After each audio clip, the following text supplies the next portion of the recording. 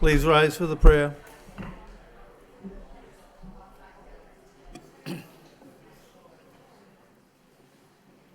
Dear God, today as the session opens, we pray that your presence will be before us and everyone who serves in this decision-making process of our city. We pray for direction which will lead our city to be strong and unified.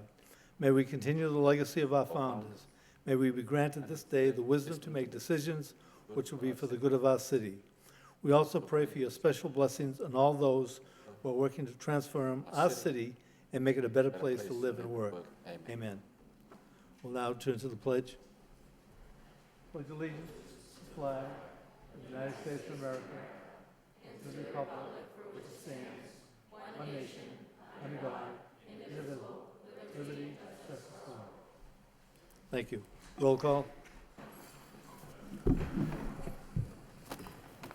Council Leahy? Here. Council Mercia? Here. Council Milonazo? Council Nun? Here.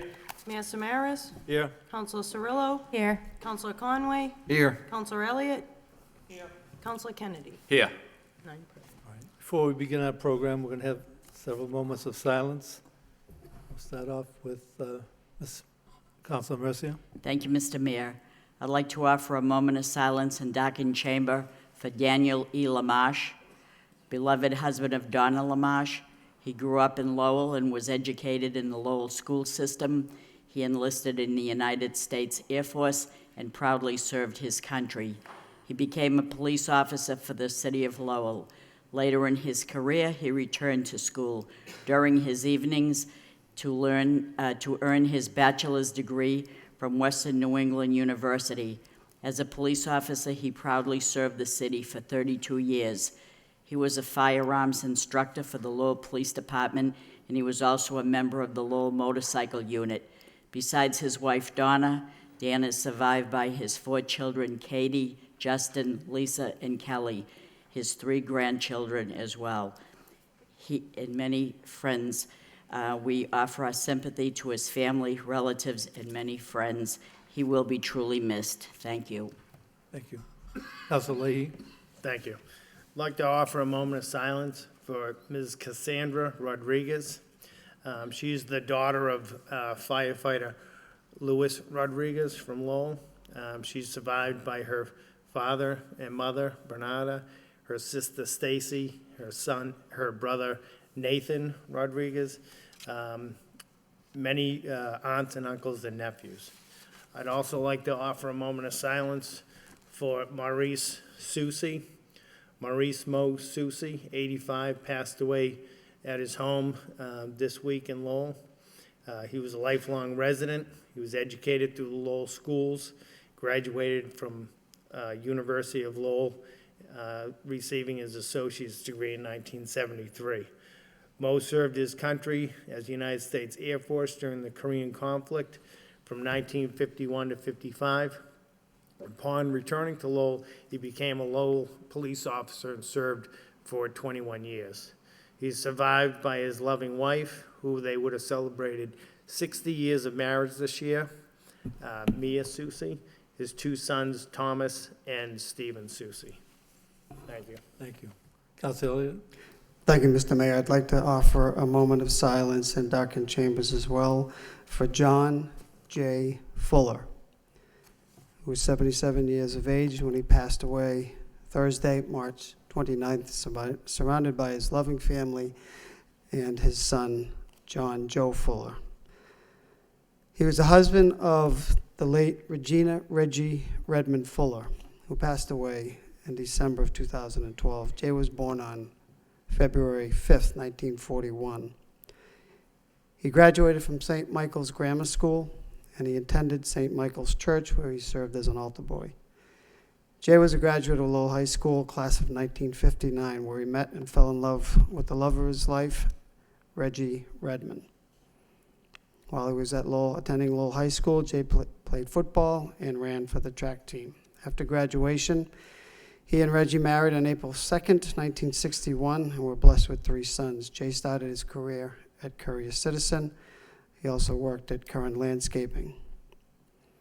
Before career closed, Jay worked the remainder of his career until he retired at Sullivan Brothers in 2003. Jay helped mold all of his boys into great athletes, and he continued to coach many other talented players for decades. He was a lifelong member of the East End Club.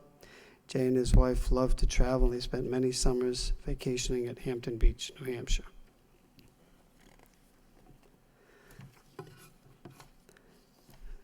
Jay survived and will be deeply missed by his 3 sons, Joe and his wife Patricia, Scott Fuller and his wife Patricia, and Bill Fuller. He leaves 12 grandchildren, 6 great-grandchildren.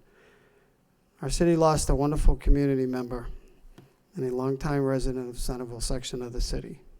But his legacy is clearly going to be carried on by his family. Thank you, Mr. Mayor. Thank you, Councilor Elliott. Jay Fuller was also a classmate, quite an athlete, and he will be missed by the class of '59. I'd also like to offer a moment of silence for the grandmother of Brian Perry, the city auditor.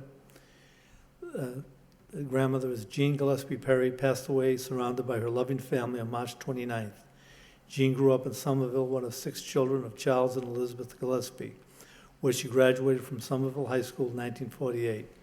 While in high school, she met the man of her dreams, Alfred Perry, and they were married in 1951. This love endured for over 70 years. This is one of the true love stories in our era, as they were inseparable and totally in love.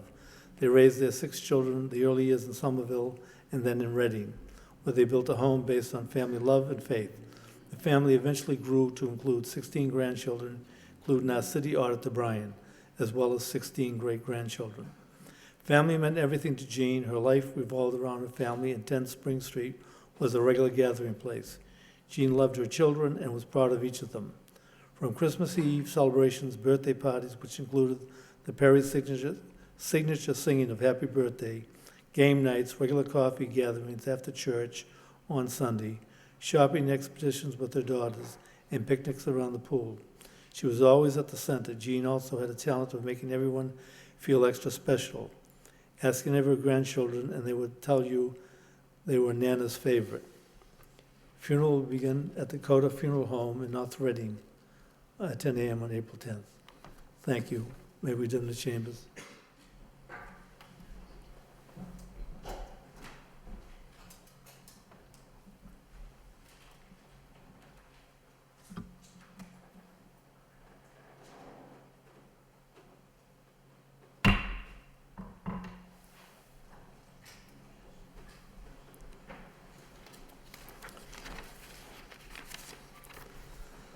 Thank you. Under Mayor's business, first we have a citation.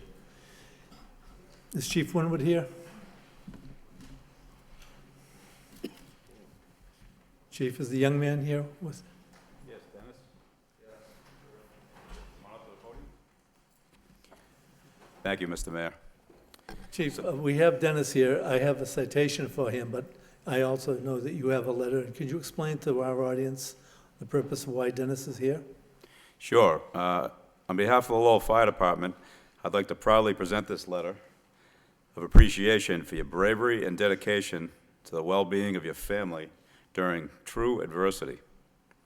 I'd like to take this opportunity to commend you for your selfless service and your attention to the hazards presented themselves on March 14th, 2018, when a structure fire started in your home at 39 Prospect Street in Lowell.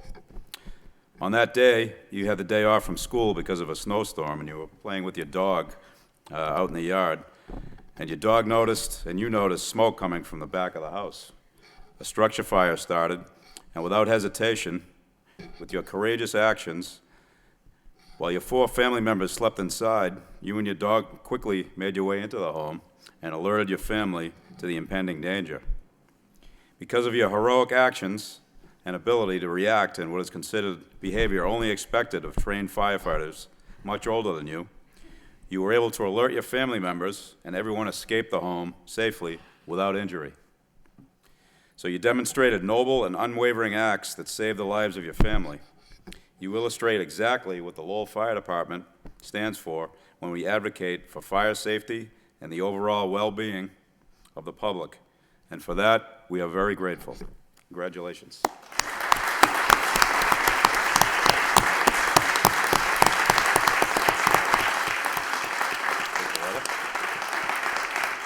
One more.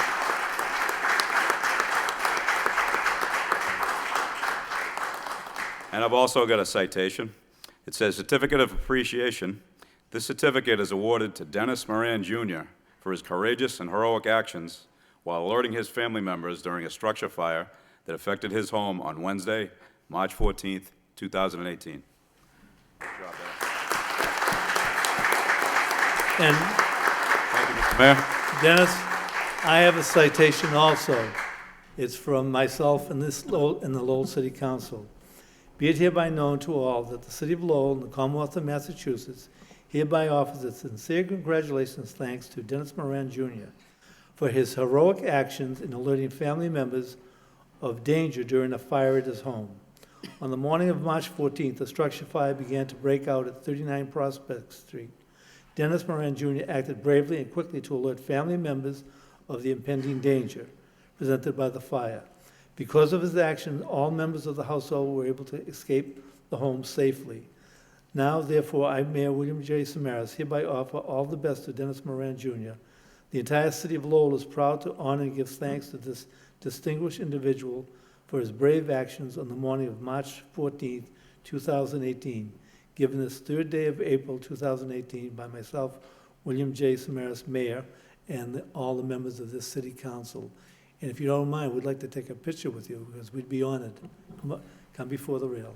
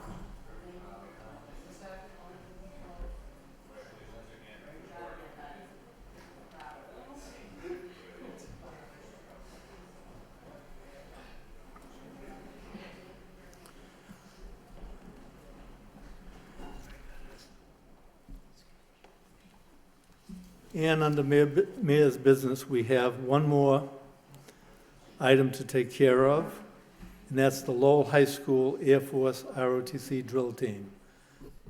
I mean, I have to say, there is something happened at a St. Patrick's Day event in which I was told that if I said that I was the former headmaster of Lowell High School, Trinity Ambulance would award the city $100.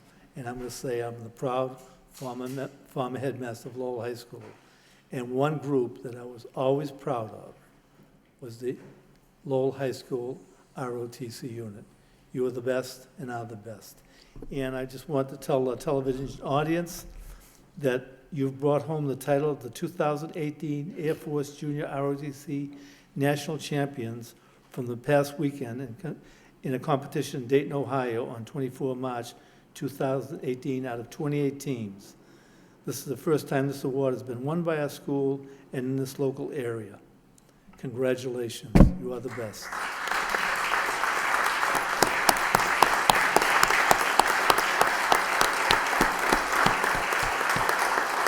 Could we have a senior cadet give us a description of the day? Thank you.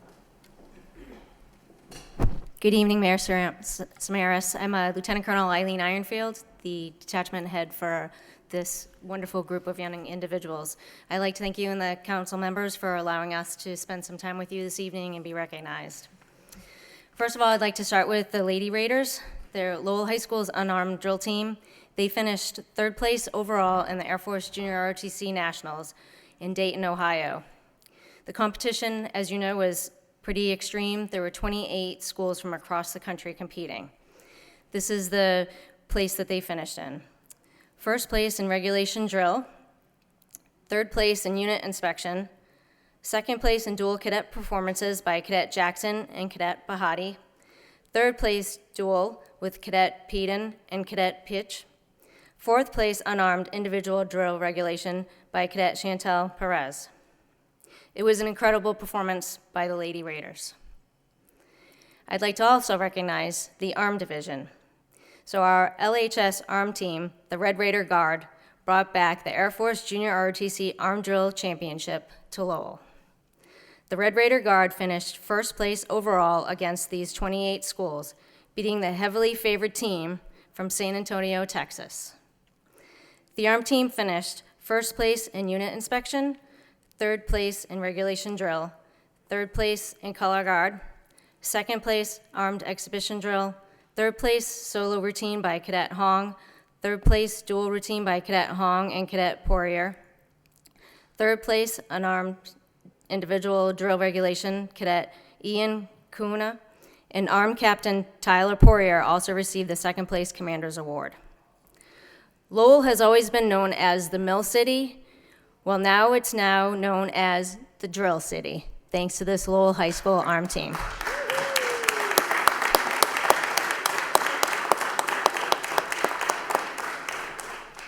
We're so proud of the dedication, determination, and sacrifices these cadets and coaches have made.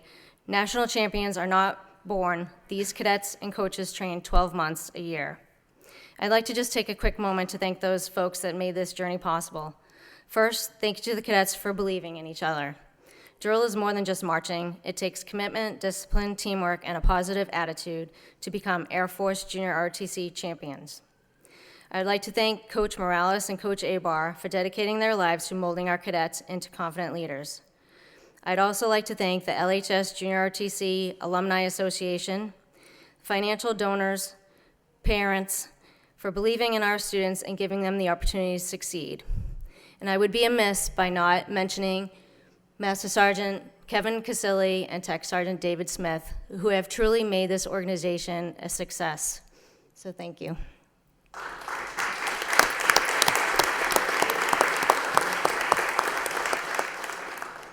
If it's okay, Mr. Mayor, I'd like to bring out the team captains to tell you a little bit about their journey. Thank you. Thank you. Thank you.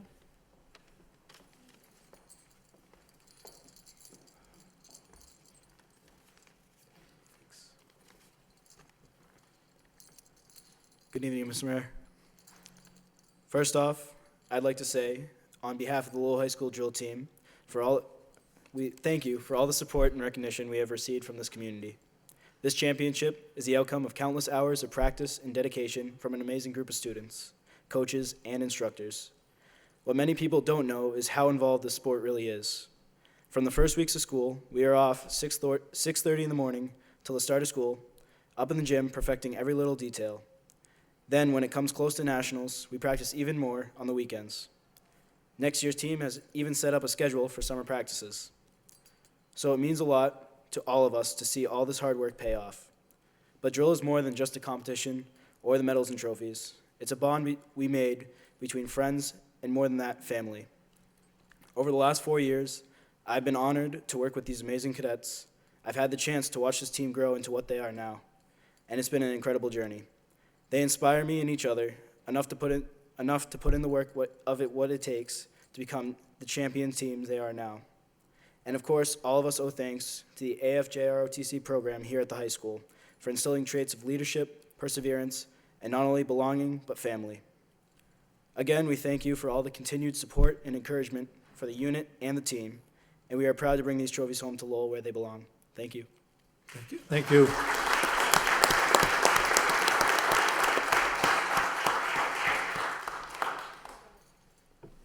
Are there any further speakers? Councilor Elliott? If there's no further speaker, I just want to just say a couple of words. As you mentioned, Mr. Mayor, I want to thank Lieutenant Colonel Eileen Ironfeld. You know, every time there's an event, the cadets are there, and I think it really is so important. And I think it's important that they discuss how much work that it's 12 months a year. And, you know, this organization clearly has, they clearly, when they come in here, you just feel real proud, and they're the pride of Lowell right here. And I tell you, going to Dayton, Ohio, they put Lowell on the map, and I just think it's wonderful. They could be doing a whole lot of other things, but they commit to this day in and day out. And every time there's a ceremony, they make us proud with their representation. So I want to thank them. They do over 5,200 hours a year of community service. I think that is just incredible. That's at least one a day. So we want to thank you for your effort and the time that you put in. And as I mentioned, it's volunteer. They get the uniforms from the Air Force, but everything, they raise their money. They want to go to other locations. And so I forget if we could have Lieutenant Colonel come up and let folks at home know if they want to make a contribution. I know I made a donation to you when you came to an event, and I think that's what it's all about. Yes, if anyone would like to make a donation, it can be made to the Lowell High School Air Force Junior ROTC program, MA 771, and it can just be, dropped off at the bursars or mailed to the high school with the attention to our office. So thank you very much, sir. I appreciate that. Okay, great. Thank you. Thank you again. Thank you. Anyone else? Do you think we can is it possible to do one quick picture with all of this? Councilor Mercia? Well, I think we should go to them, because Yes. I think it'd be tough for them coming here. Smart We'll go over thinking. there. Okay. This is so wonderful. We're so proud of all of you. You're just amazing. Guys, why don't you move back here and put the trophies in front of you? It's the only way to get the whole.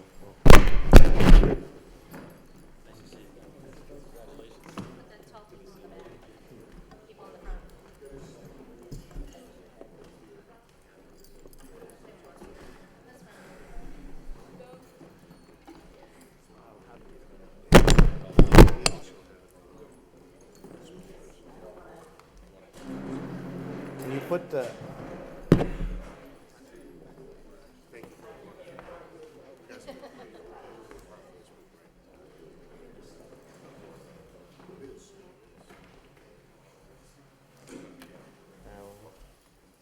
Ready?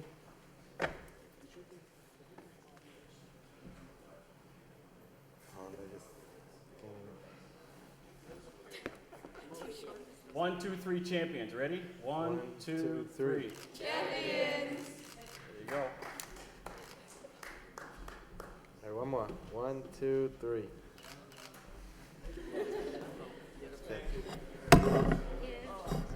Bring those trophies.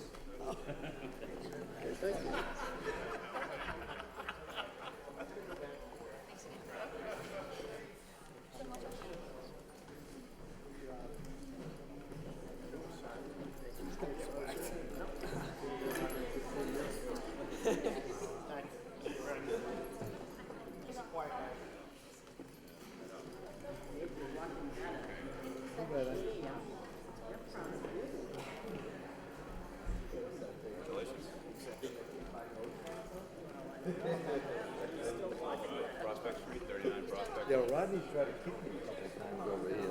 Bad snowstorm, congested area. Would have been a lot worse. Congratulations. Brave act by an 11-year-old. Well, hey. Very happy. Thank you. Under Mayor's business also is an update regarding the new city manager's contract, which will be discussed in executive session. So we'll now continue on. It's not yet 7 o'clock, but for public hearings. But first of all, I'd like to have the minutes of the zoning subcommittee, March 27th, the city council special meeting, March 27th, the city council meeting of March 27th for acceptance. I need a motion to accept and place on file. So moved. By Councilor Mercia, seconded by Councilor Noon. All right, we're going to go to communications from the city manager.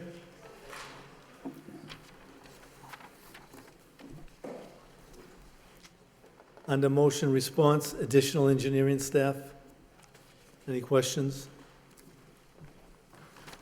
Councilor Leahy? Sure. Through you to the manager, is there anybody here to?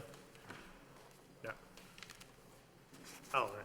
Well, I guess, so I read the report, but what's our plan then? Are we just gonna stick to the original time commitment, try to do so many streets per year, or? Counselor, to your point, I think the plan is to, now that we're fully staffed in the engineer's office, rededicate focus to that as an objective of the office. However, perhaps utilize some professional services money to supplement the work of the staff in the engineering office for some of the surveying and other work product that might help expedite the street accepting process. So we'll try to subcontract some pieces of the process, so we'll be able to increase the number of streets accepted. All right, and it didn't look like, it's really not a,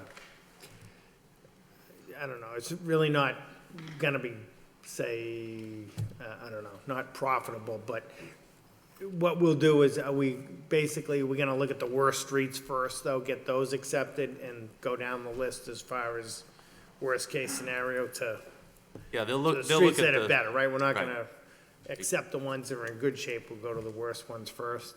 Exactly. They look at the pavement condition index, and they'll take the ones that are in the worst condition, Yeah. as far as the unaccepted road miles, and try to attack those first. All right, and did we say we were gonna try to do 4 streets a year, maybe? Something like that, if we could? I believe their goal in the budget is 4, so we'll take a look at that, and that'll be in the fiscal 19 budget as a goal for the department. Okay, thank you. Councilor Mercia? Thank you, Mr. Mayor, through you to Connor Baldwin. Did we accept any streets in fiscal year 2018? Because I can't remember that we did, but I was hoping that we had a goal. A long time ago, we made that request to do at least 4 a year. We did, and they were at that point for a little while. There was some serious illnesses in the office. I see. That led to not being able to accept as Right. many streets. That's The right. goal was still 4. We can look into that and get you a Sure. report on how Well, many they were. I don't need a report. I just want to keep that momentum going and hope nobody else gets sick, but that's very important for us to do that. Thank you. Yes. Yeah, it's quite a process to accept the streets, but I It think is. the engineers were online with it, but they had some setback personnel. I think the memorandum kind of addresses the personnel that's going to be needed and the outside help that's going to come along with that. So I think 4 is a attainable goal, and I think they'll Right. attain it. Yeah. Okay, thank you, Mr. Manager. Thank you, thank you. All right, any further questions? Okay. We also now have informational, the Lowell Memorial Auditorium Contract Award. Mr. Manager, do you have any information to provide and questions? Yeah, I think Mr. Baldwin has some information on that. We've met with the board and went over some things and came to a resolution, so I can fill you in. Thank you, Mr. Manager. The selection committee that was assembled to review the request for proposals for the Lowell Memorial Auditorium unanimously recommended to the city manager an award to Lowell Management Group. Lowell Management Group has had a very advantageous proposal that was scored as highly advantageous in all the comparative criteria by pretty much all of the members of the review committee. So at this point, the request has been made to the law department to begin negotiations with the management company to enter into a contract beginning on July 1st of the next fiscal year for a new management company of the auditorium. Yeah, if I could, and Manager Murphy had me sit in at the last meeting with the selection committee, and very hardworking group, hardworking individuals that are part of the committee, and they really vetted it well, and we got a proposal here that I think is going to be a little bit of a change in direction, I think, a little bit, but it's going to be a positive change for the auditorium, and I think we'll get it to where everybody will like it to be. Councilor Noon, then Councilor Mercia. Thank you, Mayor. Congratulations to the Lowell Management Group. I understand that the city solicitor is going to draw a contract. Would it be possible for the council to get a copy of those contracts? I know you're going to redact some part of it, but is it possible to get that contract so that we as a council can have a copy of it as well? Madam Solicitor?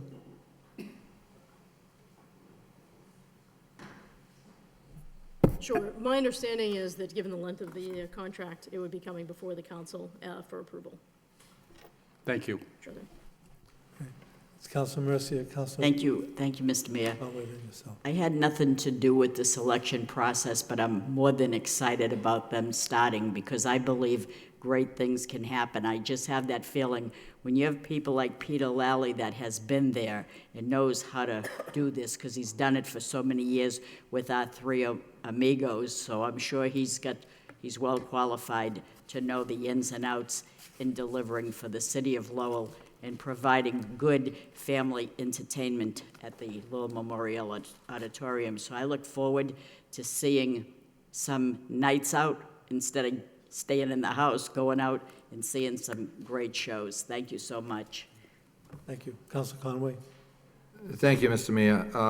I congratulate also the Lowell Management Group, and I think as we certainly know, that by bringing in different groups, certainly this is going to help our economic development in the city. I'm wondering whether it's, is it something that is appropriate or feasible that when they come up with their plan or their contract on what they're proposing, could they come in here and share that with us and share it with the city? So once again, it's a bit of an advertisement that the city is now knowing that here are some of the events that will be taking place at the auditorium.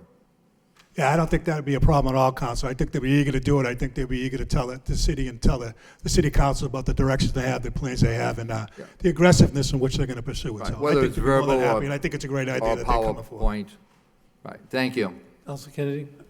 Yeah, thank you, Mr. Mayor. You know, I just wanted to point out that I, along with you, served on the selection committee, and a lot of time and hours went into that we looked at 7 different venues, we looked at what other communities were doing, and I'm pretty confident that the direction that the selection committee is recommending and the city manager is recommending is going to make for a positive change, I think, in terms of what goes on at the Lowell Memorial Auditorium now. So I think probably the proper vote would be to refer this to the Law Department to be drawn up for a vote. Is that what we'd be looking for here tonight? Motion, second. Seconded.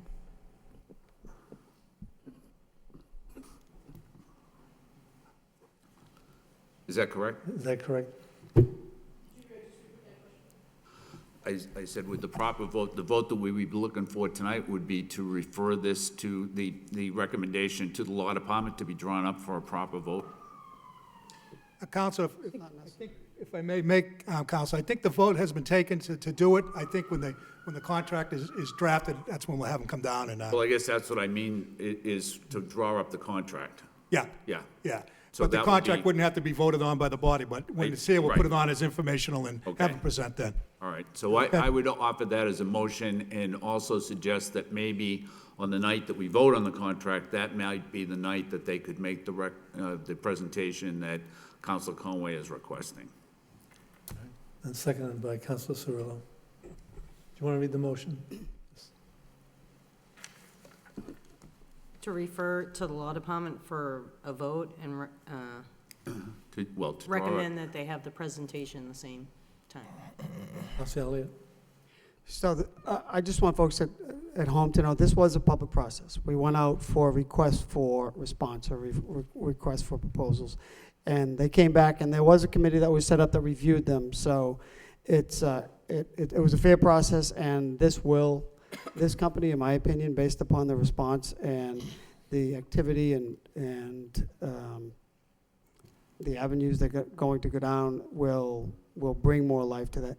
But because presumably the contract is more than 3 years, that requires a council vote. If it was less than 3 years, then because we went through the public process, it's really within the authority of the manager. But, so I presume is it going to be 3, or is this still under discussion? I don't want to breach any, I don't want to expose the city, but it's anything over 3 plus a 1-1, or is it a 5, or? Correct. So anything over that would, as part of the public procurement process, would require council approval, number 1. Number 2, the law department has not yet been in any way involved in this. So I would defer your question back to the group that served on the request for proposals as to where we are in the negotiations, or how long a time the contract's going to be. Councilor, Thank you. So just to follow up, so the RFP or the RFR, did it stipulate 3-year, 4-year, 5-year, or was one of the incentives that there would be a longer term, which would allow for more investment, more, a number of items? The RFP for the management was a 5-year contract with an optional 3-year period as an extension at the option of at the city. This is just like the contract. It mirrors the contract with the last management group, the advertisement at least. So the difference with the 5-year, which is, 'cause last time we didn't get any other bidders. So I think this is good, and I thank you for answering my questions. And I think that the motion is responsible about the action that's got to be taken next, to send it up to the law department, draft that, come down for a vote, and have a presentation. Councilman Milonazo. Thank you. In the proposed FY19 budget that we received last week, are we level funding the auditorium in the FY? I want to say it's $275,000 off the top of my head. It could be a different number, but The amount was it's level funded at $190,000, which was the same amount that was funded at the last year of the prior management company's contract. Okay, great. Thank you. Thank you. Councilor Lee. Thank you. Through you to the manager. So it mirrors basically the last contract. Does that number 190 go up and down, or? I mean, we'll get the details later, but how does that? The way that it was written into the request for proposals was that would be a cap to limit the city's exposure, that the 190 number was the maximum amount that the city would subsidize the facility. I suppose that any number under that would be subject to negotiation between the parties to be put in the contract. Okay, all right, thank you. All set. No, I think everybody's correct. I think the actions that will be taken by this group, the people of Lowell see double the number of shows that they presently see in Lowell at this point. And it'll be a true family venue. Thank you. All right, it's after 7. We can go back to the general public hearing. Okay, 4.1. Ordinance to create new position and salary, Lowell Community Opioid Outreach Program, Co-op Supervisor in the Health Department. Second reading. An ordinance creating one of the new full-time positions entitled Lowell Community Opioid Outreach Program, Co-op Supervisor, and establishing a salary in the Health and Human Services Department. I'd like to open the session open up the hearing for those in favor.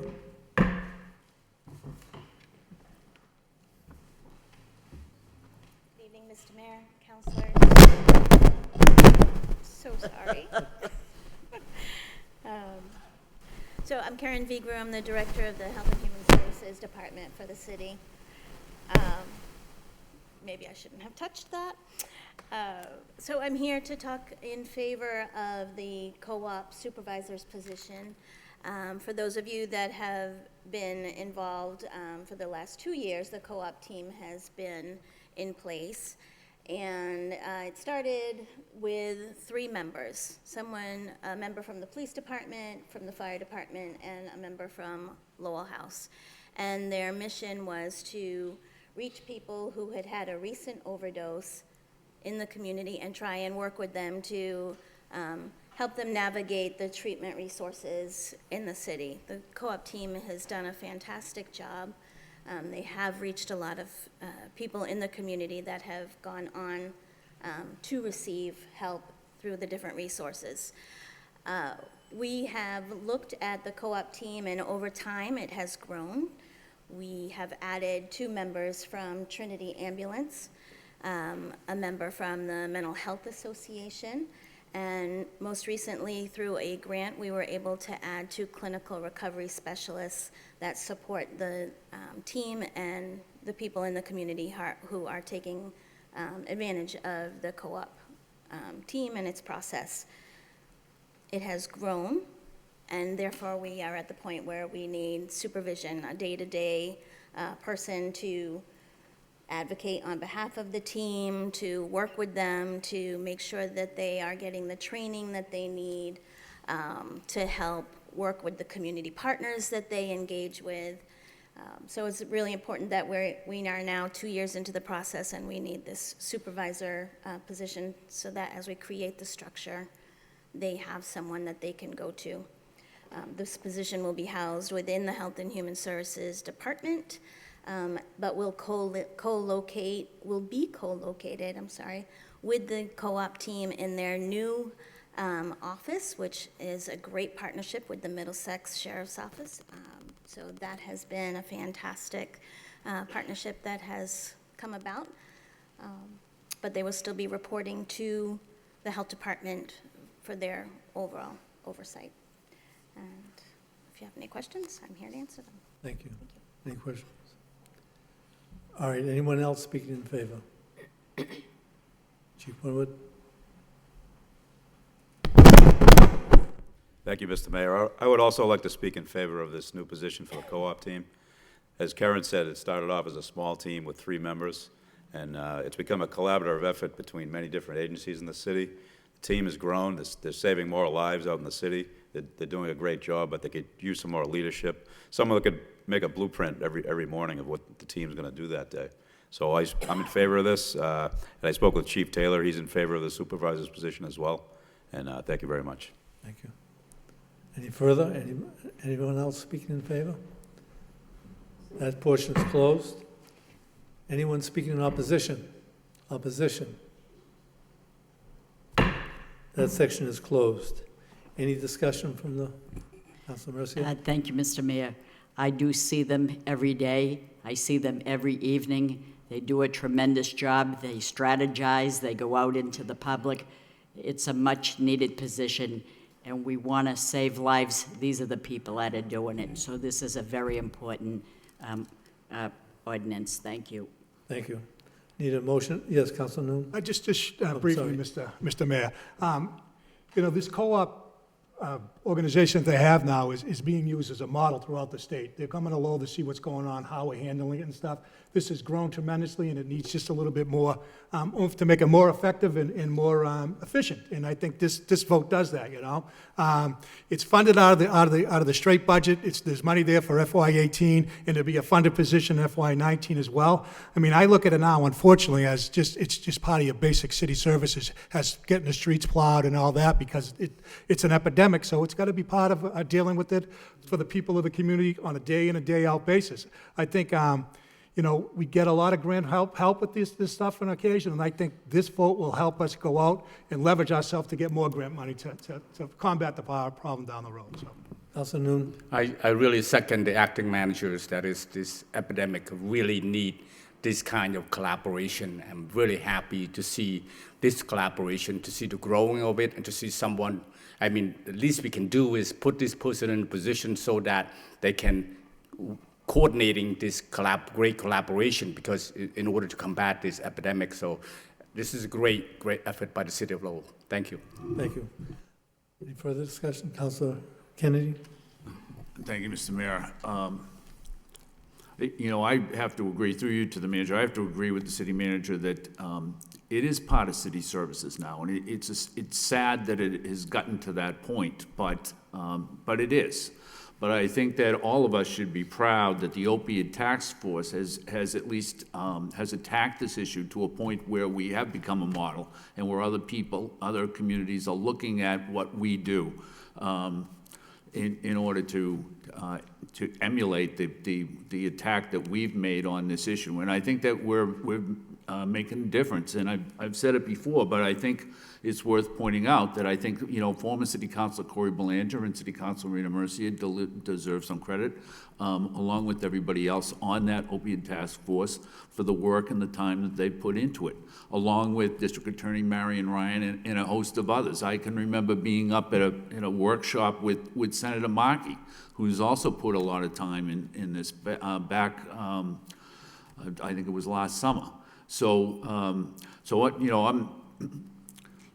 was going to say I'm happy to support the position, but I'm not happy to support the position, but I have to agree with the city manager that this has gotten to the point where it is part of the city services that need to be offered in this city, not just in this city, but everywhere in this country, because this is a national epidemic. Thank you. Thank you. Thank you. The hearing's closed. I need a motion to adopt. So moved. Second. By Councilor Mercia, seconded by Councilor Kennedy. Roll call. Counsel Leahy? Yes. Counsel Mercia? Yes. Counsel Milonazo? Counsel Nun? Yes. Mayor Samaras? Yes. Counselor Cirillo? Yes. Counselor Conway? Yes. Counselor Elliott? Yes. Counselor Kennedy? Yes. Motion passes. 4.2, ordinance amend 266 regard parking rates and fines. I need the second reading. An ordinance amending the Code of Ordinances of the City of Lowell, Massachusetts with respect to the various articles in Chapter 266 as they relate to parking rates and fines. Article 7 entitled Parking Meters, Article 9 entitled Public Off-Street Parking Areas, and Article 11 entitled Miscellaneous Parking Fines. I'd like to open up the hearing. Those in favor? Anyone speak in favor? My name is Stephen Green. I'm a resident of downtown, but I'm also speaking in capacity as the Vice President of the Downtown Neighborhood Association.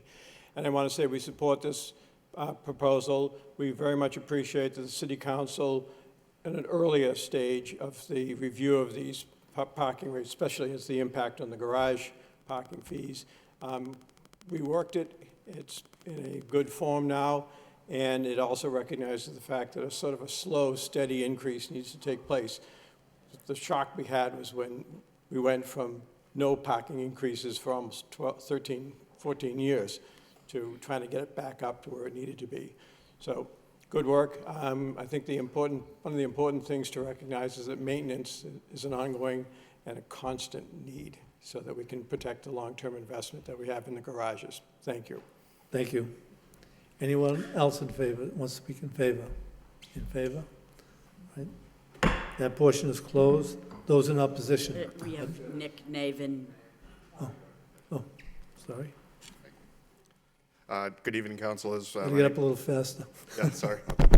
My name is Nick Navin. I'm the parking director for the City of Lowell. I also live downtown at 200 Master Mills Drive, and I support this rate increase, this proposal to amend the ordinance. We haven't raised rates since 2003, and I think it's especially important that it's incorporating language that will allow us to make small increases annually based on the consumer price index. So, thank you. Thank you, Mr. Navin. All right, that portion is closed. Now, anybody in opposition?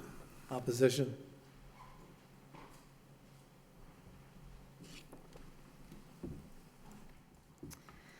Good evening. My name is Martha Howe, 144 Fairmount Street, Lowell. I am a business owner. I've had my business here my entire life. I worked very fortunately with my late father for 20 years, and now my niece is a lawyer, and she's working with me. I share office space with 8 lawyers. We have secretaries, and I'm here to speak against this ordinance, and I'm a little flabbergasted that the gentleman from the downtown residence is actually for a parking increase. I was here 7 months ago before the Finance Subcommittee, and I spoke against the increase because there are many disincentives for small businesses to stay downtown. The former city manager moved his law office to Chelmsford. Most of the lawyers have moved out. The only thing that we have down here are beggars, we've got drug dealers, and we've got traffic. So we pay the full rates. We're subsidizing all of the public institutions, UMass Lowell, Middlesex, and Lowell High. Now, because the city has to build a new parking garage and they have to raise money, where do they get the money? Let's put it on the small business owners. So now, not only am I subsidizing all of the public institutions, I'm now subsidizing the city of Lowell because we're going to pay for this new garage at Hamilton Canal that we're not going to use. So all of my employees and everyone that I work with, we use the restaurants, we use the banks. All of the residents who, by the way, 7 months ago, the residents came in and said, we understand you have to go up on the rates, just don't go up that much. So I want to know how much this gentleman was paid to say, this is great, $87 a month, because it's going to cost me $1,500 more a year. And the three reasons why this should be voted against is it's short-sighted. You're making the small business owners pay for this garage when the entire city should be paying for it. There should be a long-term plan to pay for it, not put it on our backs. Secondly, it's inequitable. And third, it's going to cause a mass exodus of the small businesses. So I'm respectfully requesting that you vote no on this ordinance. Thank you. Anyone else wants to speak in opposition? Anyone else speaking in opposition?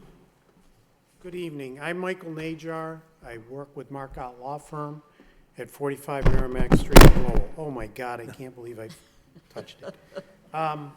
It's funny, and I would like to speak on behalf of our office, but also on behalf of the building, if that's allowed. I happen to be talking to our property manager today because we need to get a new lock on the bathroom so we don't have to keep worrying about the hypodermic needles that are showing up in there. And I mentioned that this was on, and he quickly put together a letter and asked if I could submit it. I can submit it. I can read it into the record, whatever the body prefers. It's not very long, but it's extremely articulate, and it's far more articulate than I can be myself, so I wouldn't mind reading it and taking credit for it. But it's up to how you want to handle that. Please do. Go ahead. All right. This is opposition to raising the parking rates. To whom it may concern. I am writing to you in opposition. This is from Hildreth Ventures. Hildreth Ventures is the owner of the Hildreth building at 45 Merrimack Street. I'm writing to you in opposition to raising the parking rates at downtown garages as a property manager for 45 Merrimack Street, the Hildreth building. The city needs to focus on incentivizing businesses to come downtown. Potential tenants for our building, then he's got parenthetically, hovering at 50% occupancy on the 4 levels of office space, consistently balk at the current pricing associated with reserving garage spaces. I have lost numerous prospects because of the extra cost of parking. I do not see how raising the rates in the garages makes sense on any level. Beyond just prospective tenants, a raise to the garage rates would needlessly punish those who have chosen to keep their businesses downtown. The businesses who want to be in Lowell and help revive the city will be spurned, and for what? Instead of thinking of where you can pick up a few pennies, think of the big picture and full downtown revitalization. The way to better the downtown scene socially, economically, and aesthetically is to give people more reasons to be downtown, not deterrents. I am confident many downtown business owners feel the same way. I strongly oppose the proposed parking rate raise, and so should any council member who cares about reviving an integral part of the city. That's from Justin Ferris, the property manager for the Hildreth building. With respect to our own office, there are 12 of us. Therefore, we don't have 20. We don't get that discount. And in fact, in the city of Lowell, I'm trying to think of places other than Enterprise Bank where you might be able to get the discount for having 20 or more people getting the pass. So that does not really strike me as all that logical. If our business were to leave the Hildreth building, their occupancy rate would then be hovering at about 25%. Now, it's bad enough. You come over the bridge in Lowell in the morning, which takes forever. You get into your office after being hit by 3 people asking you for money. You deal with the hypodermic needles. You walk into the lobby. You got the smell of marijuana or people that are passed out in the lobby. You get on the elevator where, if you're lucky, no one has vomited or urinated in it. That is what we deal with.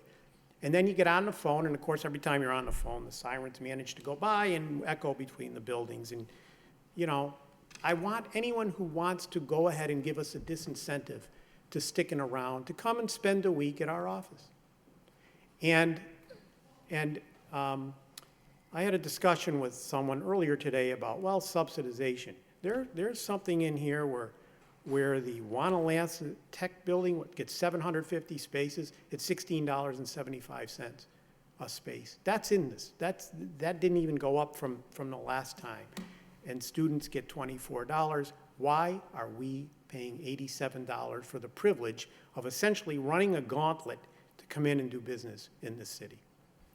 So, in the absence of questions, and I would like to submit this for the record if that's all right. Thank you. Thank you. Thank you. Anyone else want to speak in opposition? Good evening, Todd Beauregard, and I have a business located at 25 Central Street in Lowell, and I own the building there. I also am a resident of the city of Lowell.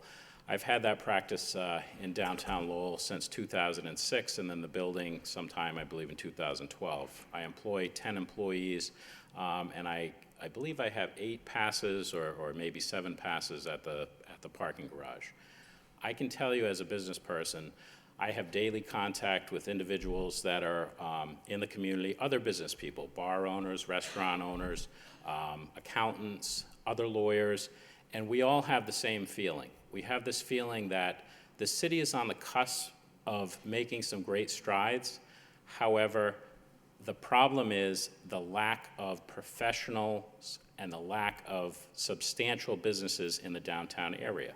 And you need to, and we've been speaking about this evening, attract these businesses. And the way not to do it is to raise our rates, and our rates only, to $87 a month. That's a 40% increase over the current rates, and it's all at once. Now, from what I can see, and I don't have all the information, I inquired last time, about 7 months ago, at the subcommittee level, what this information was, and I got kind of a vague answer. I know, Mike Najar just spoke briefly about the costs, and why would we be subsidizing an organization like Wanalancet Mills with millions of dollars and then asking someone like Martha Howe, a sole practitioner with a couple of associates, to pay the full rate?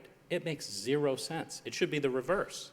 You should be keeping your small downtown businesses intact and asking when a developer comes to the city and says, I'm going to put, whether it's 7 units over, 7 residential units in a building, or whether it's 700 units, there should be a contract that's negotiated over time to build in increases, right? We all know there's going to be maintenance on these garages. That's no secret. No secret there. We know that there's going to be additional garages that are needed. So why is it that they're paying less and we're paying more, number one? Number two, I think there's a huge problem here, and this city has struggled with the consumption of taxable land in the city taken over by UMass Lowell, which there's obvious benefits to that. But the one thing that the city has struggled with is the tax base that's been diminishing.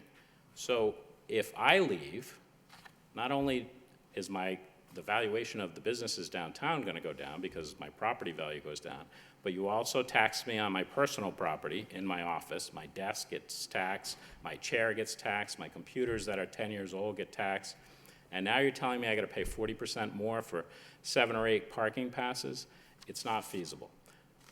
Additionally, there's absolutely no way that Middlesex Community College, and I believe the parking clerk last time indicated that the average daily rate of the student over there was about $2 a day. Why? Why? They're not coming to the city. They're not employing any people. They're not shopping at the stores downtown. They come in, they walk over to the school, and they walk back. So the city really needs, and this council really needs to think about that kind of increase and the long-term impact it's going to have on the businesses downtown like my own. Thank you. Anyone else? Good evening, Acting Manager Geary. You look very comfortable in that position. I like it. And members of the council, Mayor, Attorney Greg Curtis, Lowell resident. I've had an office downtown for 34 years. Our office has been downtown since 1913. Again, We love downtown Lowell. We've been here all our lives. We'd love to see it continue to prosper, but increasing the parking for small businesses is not really the way to go. We have serious parking, traffic problems down there, as you know, during rush hour. I mean, you can spend 25 or 30 minutes going from downtown just up to the Belvedere area or trying to cross a bridge. And looking back, with the whole idea of this new parking garage, and we know it has to be funded somehow, I'm looking at the memo that was from Kevin Murphy, from Connor Baldwin, and also Nick Navin. And I just want to read a comment from there. Basically, the rate increase is critical in tandem with a loan in order for the garage to be constructed. It's a common accepted financial practice throughout the Commonwealth to operate public utilities or garage operations in this manner, and far more appropriate than the alternative, which would be to spread the burden across all taxpayers. So the burden's getting pushed onto the small business people, maybe people that live downtown. I have no problem increasing parking fines. You know, if someone's double parked or parked somewhere, increase them 100%. But don't go and put the burden on small businesses that are leaving in droves. There's only a few of us left downtown as professionals, and put the burden of raising parking rates. I think I have five passes in my office, and we park at Market Street. There's many days when, you know, you can't even get in the garage. It's pass holders only because of the situation. And I see cars that are parked in there that may have been parked maybe by residents or whatever that don't move for weeks at a time. So you're up on the 5th floor. You can't park there during the winter because if there's snow, they don't open the 5th floor. So I've been at Market Street. I don't really know the other garages, but you know, a slight increase, maybe, but there are other alternatives, and maybe it can get spread across the board, because we're going to need this parking garage. I don't know where it's going to be located. I'm told it's a quarter of a mile away from the new judicial center that's supposed to open at the end of 19.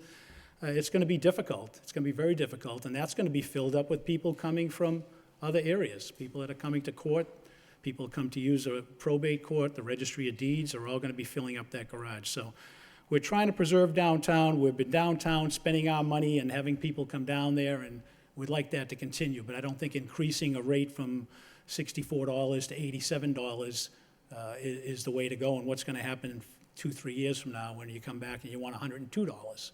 So that's my feeling. I think we can work this out, but it has to be spread across the board if it's going to happen.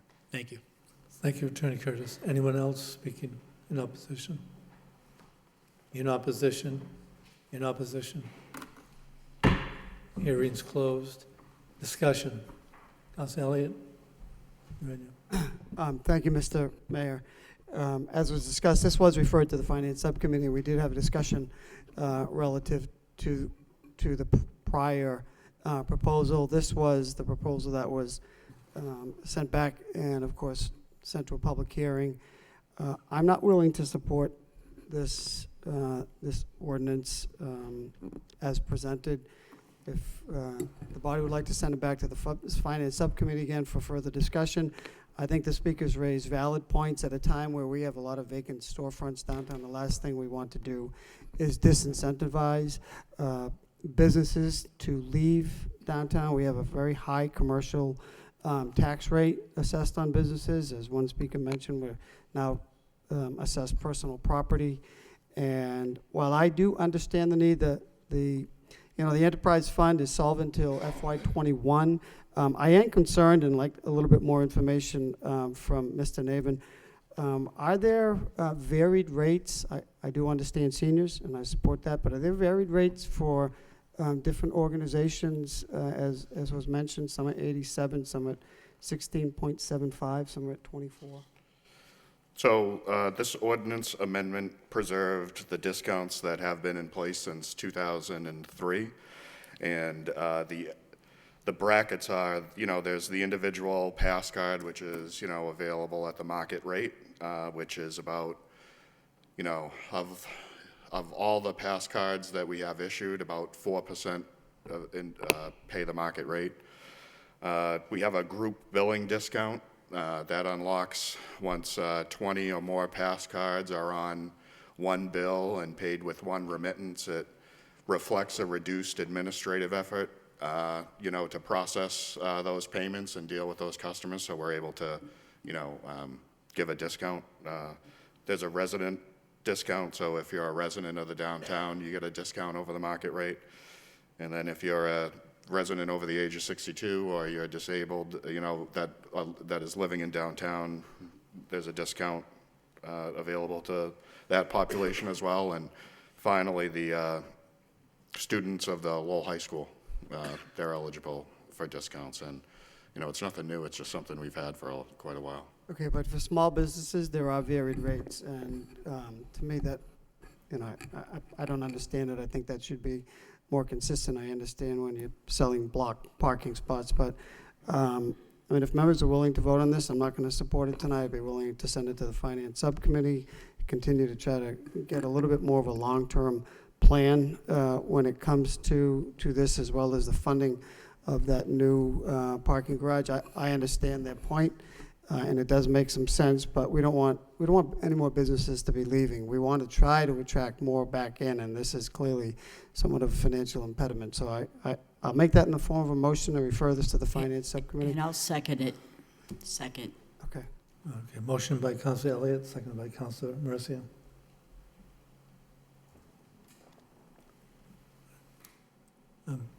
Should we have a roll call at this point? Needed? Is that necessary? No, I guess, Mr. Mayor, could it be recognized? Well, I have Councilor Conway, Councilor Mercia, then yourself, then Councilor Milonazo. Councilor Conway. Okay, thank you. Thank you, Mr. Mayor. Just a few things here. I'm not sure how you come to a 40% increase, which I think is absolutely incredible when I think about it. And if you take a walk downtown and look up, you see a lot of vacancies. And I think the last thing we want to do is be pushing people out. I think that what we should be focusing on in this city, and we've obviously been trying to do it for decades, and that's economic development. I think that in government, whether it's the municipalities, the state, or federal, first time they run into a bit of a problem with money, what do? They go to the public, they go to the businesses, and they look for the money. In the real world, the businesses have to take a look at what they do. They have to streamline, they have to make their services better, they have to come up with unique ideas. And I think and I know that I'll probably be criticized on this, but when we talk about economic development, I realize that people are working very hard. But I think that sometimes what we have to do is go back to that table and put some creative ideas on that table. And I'm talking about something that, I don't care if you put 100 ideas on the table and 98 of them are crazy and silly and they won't work. But we're looking for those one or two constantly. And I think that's that certainly can make a difference. I cannot, there's no way on earth I would support this proposal. Thank you, Mr. Mayor. Councilor Mercia. Thank you, Mr. Mayor. Sometimes when we think that we need to raise money because we haven't raised something since 2003, we got to realize that instead of going for that higher cost of increase, we must think of the spin-off that is created there when people go to see a lawyer or they go downtown to a dentist or they go here or there. After they come out, they might go to a shop or go to a restaurant or go take a bite home with them to eat or a sandwich or whatever. That's the spin-off.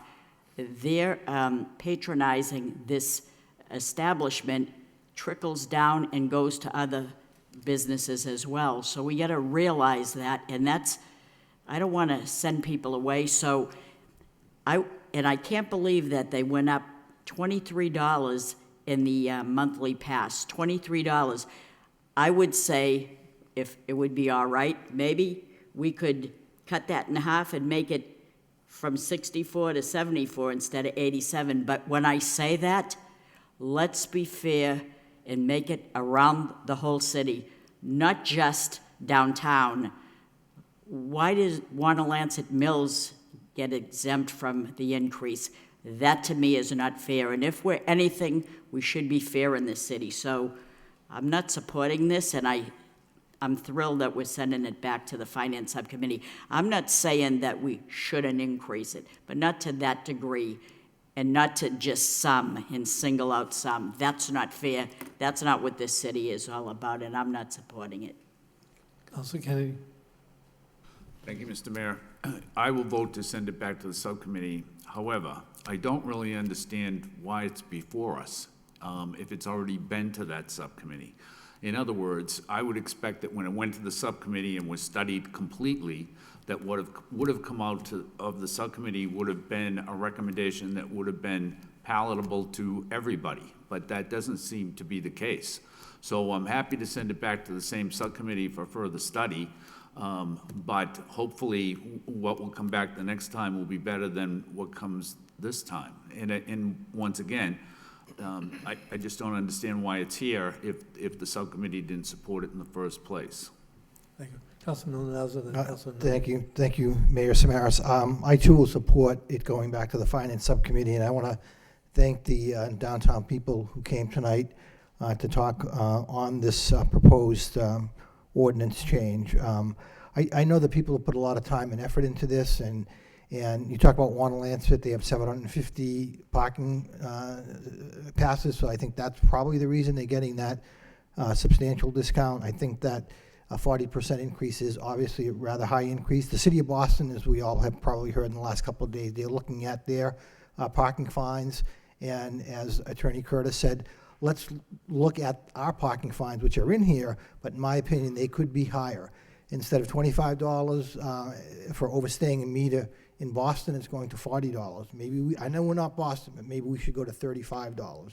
When you park in a residential neighborhood without a sticker, it's going up. We should probably, again, look at that as well. The parking illegally in a handicap zone, I actually thought the Commonwealth increased that to $500, but we actually have it, it's $300. So that should be looked at as well.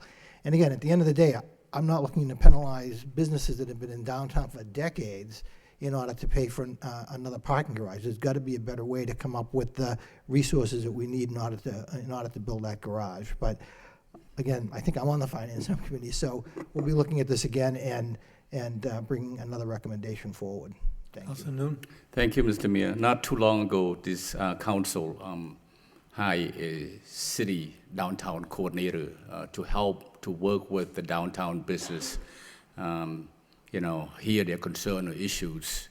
And the whole idea of having this downtown coordinator is to really spur the economic development for the downtown, and small business is what start the economic development, really, particularly downtown, and we haven't done a great job at it. And at the same time, what we're doing here really, Councilor Howe, Attorney Howard indicated that certainly, I concur with her, that is, what we're doing is not bringing the small businesses to the downtown. In fact, disincentivize them from coming.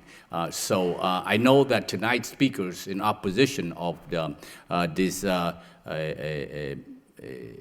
ordinance, they're all attorney, right?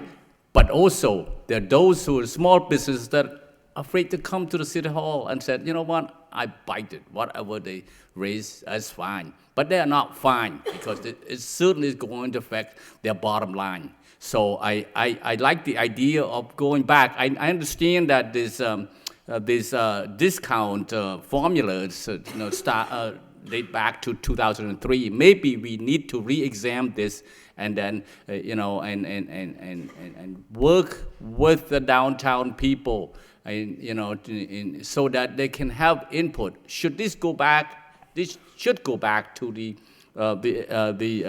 Finance Subcommittee that was already there, but going back. And this time, we should get input from the downtown businesses, attorneys, medical doctors, or restaurants and whatnot, so that it's at a rate where they can exist, they can continue to open their business in downtown. So I too would not support the ordinance as is. Thank you, Mr. Mayor. Councilman Nunez, then Councilor Kennedy. Thank you. One final thought. Thank you, Mayor. if you are in my opinion, this finance subcommittee should look at, if you are a card-carrying member of either the Greater Lowell Chamber of Commerce or the Lowell Downtown Business Association, you should be able to get the group billing. So if these businesses in downtown either belong to one or two of those organizations, and maybe the billing would have to go through either the Chamber of Commerce and or the Downtown Business Association, but I think that we need to give that some thought as well, because there are two active business organizations in the downtown, and if they're a member of those, and I'm pretty sure some of them are, that they would get that group billing rate. And maybe the number's not 20, maybe it is 10, so the finance subcommittee should look at that as well. Thank you. Councilor Kennedy? Thank you, Mr. Mayor. Apparently, if these increases are to pay for a parking garage, we actually need 3 garages, not just 1 garage. We're going to need 3 garages.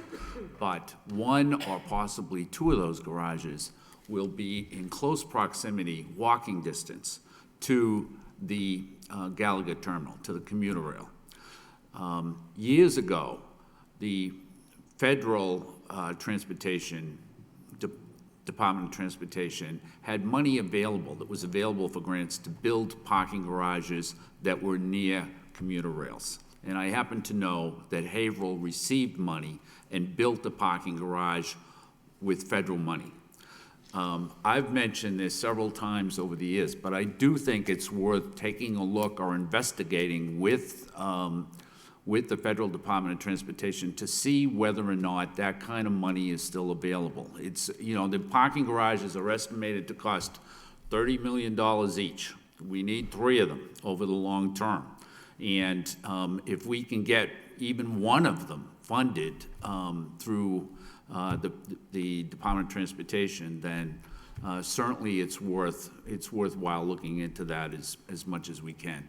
And, I don't mean just looking at a catalog to see what's available for grants. I mean, I think, there should be a discussion with the congressional office over it, and we should just take a pretty aggressive approach to try to get at least one of those garages funded that way. Thank you. Councilor Leahy? Thanks. I just wanted to add that, I hope we're not getting confused. I don't think we're really paying for another parking garage through this increase. I mean, we certainly don't want to burden the downtown businesses. But we haven't had an increase in a long time. And we do want better lighting, cleanliness, better security in all our garages, and we have to have some sort of increases. So I'd be willing to let this go back to the subcommittee and we'll talk about it, but we do need some sort of increase. I mean, I have a small business too, and every year my liability goes up, my workers' comp goes up, materials go up, your phone bill goes up. I mean, it's part of life. So we do need some sort of increase here, and we have to maintain these garages in the manner that we want them. We want them to be clean and safe and run properly, and that takes a little bit more money every year. So I think Mr. Navin did a great job with the report. Maybe it's our fault for not looking at this properly in the finance subcommittee meeting, but at this point, it's good to get input from all the downtown businesses, and let's see what we can come up with. But we certainly need to come up. The daily rates didn't seem that bad to me. I mean, the increases, I can see that. If you're paying for 5 or more people in your business and you pay for those, for your employees, then yes, it's a big increase. But it's basically a $1 something a day increase if we divide it by 5 days a week, 20 days. So it's not that unreasonable, but to get hit all at once, sure, it's a big increase.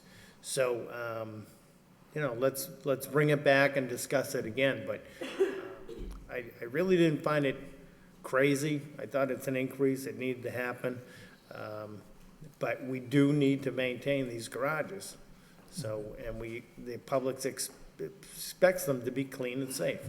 Thank you. Councilor Elliott, then the city manager. Well, I just want to request that if this goes to the finance subcommittee, and it appears that it will, could we please get a schedule of what the rates are? I mean, I understand what the criteria is, but I would like a list of those institutions and what they pay and what the revenue is generated on an annual basis, as well as any other any other agreements that are in place. I think it'd be important to have that full list of the varied rates and who pays what. I think that's, we need that at the Finance Subcommittee.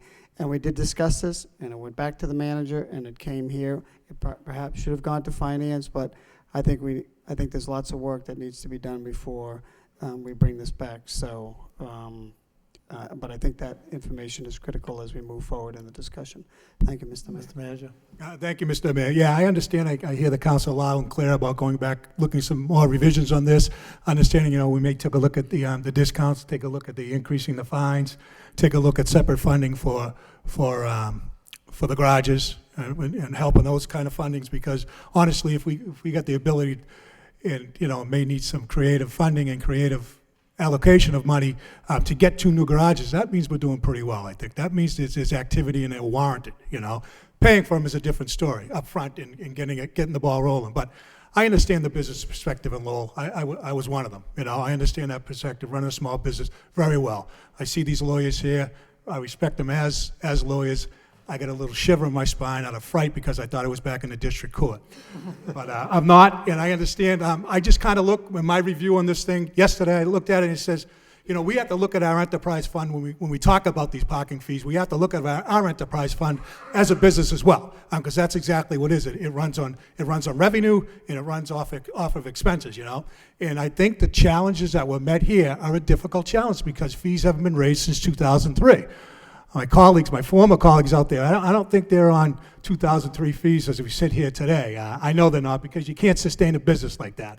So we have to look at those. We have to understand the enterprise fund and how we want to make that continue an entity down there because it's important. It's important to keep it separate from the general fund, and it can be done. We'll take a look at it. The Finance Subcommittee will take a look at it again. The information will be provided, Counselor, that's needed. We'll kick it around. Some good ideas, if 99% of them stink, they stink. If one's good, we win. So that's what we'll do. We'll entertain the motion, and I'm sure it'll pass, and we'll take another crack at it. Will the clerk please Your read Honor. the motion? Your Honor? Yes, I'm sorry. Just one more Councilor Lee. comment to the manager. When we review this too, can we just double check? I don't know what all the contracts say, but, if you have nightly parking, you're supposed to be out there during the day. Is your car supposed to stay in the same spot for weeks, Any public, trucks that we have, fire, police department, we should have them on, say, the 3rd floor, not the 1st floor. And so forth, So the businesses and the visitors downtown should have first crack at the 1st and 2nd floors. And I'm not saying the residents should be up on the roof, but, maybe they should be in the middle to the top half sometime, so we can get people in and out of the city. That is a problem. You buy a monthly pass and you come in, you can't find a spot, or you're up on the top floor. And Young guys like you can handle that, but I understand. Right, I can handle it, but, We'll get you but that you can't just expect businesses to run up to the 5th floor every time they want to come in and out because they're paying the monthly pass too, so, thank you. Clerk, read the motion, and we'll have a roll call. So the motion is by Councilor Elliott, seconded by Councilor Mercia, to refer the ordinance back to the Finance Subcommittee for further study. Roll call. Councilor Leahy? Yes. Councilor Mercia? Yes. Councilor Milonazo? Yes. Councilor Nun? Yes. Mayor Samaras? Yes. Councilor Cirillo? Yes. Councilor Conway? Yes. Councilor Elliott? Yes. Councilor Kennedy? Question? Yes. 9 yes. Mr. Mayor, if there's no objection, could I ask for suspension of the rules to take item 6.1? It's a vote on a transfer for the purchase of equipment. Yes, I was gonna Okay, thank you, make a Mr. Mayor. suggestion. Second to that? Second. All right, votes from the city manager. We have a vote to transfer $156,435 for the purchase and installation of equipment needed to meet intended purchases of mobile production van. Waive the full reading, second reading by title. Order to transfer $156,435 in funds to allow for the purchase of and installation of the equipment needed to meet the intended purchase of the mobile production van. Before we have a request to adopt this, we have a speaker, I believe, on this issue. You have to. All depends what you have to say. Good evening. My name's Leo Cregan. I live at 105 Surrey Lane in Lowell. First of all, I want to thank you, Mr. Mayor, City Manager Geary, and members of the City Council for giving me the opportunity to speak in favor of this transfer. Before I do that, though, I'd like to just go back and give a little bit of background, what preceded this request and why the need for it. About 3 years ago, Brian Martin, who at the time was the head of schools at Lowell High School, approached my wife and I to have a discussion. He had a twofold plan in order to rejuvenate the high school. I shouldn't say the high school. That's a slip. I didn't mean that now. To rejuvenate the TV studio at the high school. He wanted to make it a more relevant part of the curriculum, and obviously we were really in support of that. He conducted the initial part of that was he conducted surveys of the students, asking them what they thought was relevant and what they would like to see incorporated into the program. He then, at the same time, had a school-wide contest where he asked students to come forward with proposals to outline what they thought was pertinent and what they thought was what should be included in the offerings in the studio. As a result, there were 4 selections, and Councilor Elliott at the time was mayor, was on the committee that selected the 4 finalists, and those 4 finalists all gave presentations, again, outlining what they thought was important for the studio. As a result of Mr. Martin's surveying of the students and of the presentations of the 4 classmates from each of the grades, from the freshman, sophomore, junior, and senior, a lot of very good ideas came out with the rebranding, and the result was the rebranding of the TV studio. It became the Colleen Cregan Media Center, which allowed more offerings to be there, not just strictly focusing in on what was relevant to TV programming. The second part of his proposal was to use the Comcast funds to replace the outdated TV truck that was there, I want to say some around 15 or 20 years, to purchase a modern van that would be equipped with the latest of technology, which we did do, or which he did do. The second part is what we're here for tonight, is for you, hopefully, to transfer the funds that is part of the Comcast funds that will allow the school department or whoever else is going to be in charge of this to go out and purchase and fit up that van with the latest of equipment. That will allow the students to become mobile, will be able to cover many off-site school events as well as community events, and allow them to put into practice what they learn in the classroom. I think one of the other things we want to talk about is many of the kids that go to Lowell High School now choose careers or choose courses of study after Lowell High School to prepare them for careers in media, and I think a lot of that is based upon the positive experiences they've had through the years at the high school. With your help tonight, we can continue to transform the media center that will continue to become a positive experience for many of the kids and an educational experience for the kids at Lowell High. I would like to thank, in closing, I would like to thank 3 people that were really important in making this happen. Number 1 was Brian Martin and his foresight and what his efforts were to rejuvenate the studio and to make it an integral part of the curriculum at Lowell High. Mr. Samaras, who through your help in working with the central administration and the school department, we've come to an agreement that hopefully we can present this transfer tonight in a successful manner. And then finally, Kevin Murphy, that it was through his efforts and his pushing of this forward and his commitment to it that I think we're going to have a positive result of this. And I also want to thank him for while he was city manager, he was a big supporter and proponent for education in Lowell. Thank you very much. Appreciate it. Any discussion on this? Mr. Manager? Thank you, Mr. Mayor. Yeah, Mr. Cregan recognized Kevin Murphy, who kind of brought us the cobwebs off this a little bit and got what now it's going to be for its intended purposes. You saw part of the memo. We go out and borrow Drakett's facility or motor vehicle or van for this, and nothing against Drake, but reading that didn't make me feel good. So this is for the intended purposes. It's a vote that I think will garnish a lot of support. It's in memory of a great family who have given a lot to Lowell and will continue to give a lot to Lowell. And to me, you talk about the media and how that's an up-and-coming field. I can see, the next Walter Cronkite graduating from Lowell High School. So, I think it's a positive thing for the city. I think it puts the city where it should be. Move Council- approval. Move approval by Ms. Kennedy, second by Ms. Leahy. Do you want to speak on? I just want to say that this is a great thing. It's a long time coming, and this is a great experience that these kids get at the high school. Personally, my daughter benefited greatly from this, and she's out working in California, and the experience that these kids get from the teachers and the staff at the high school, just to have this, it's incredible.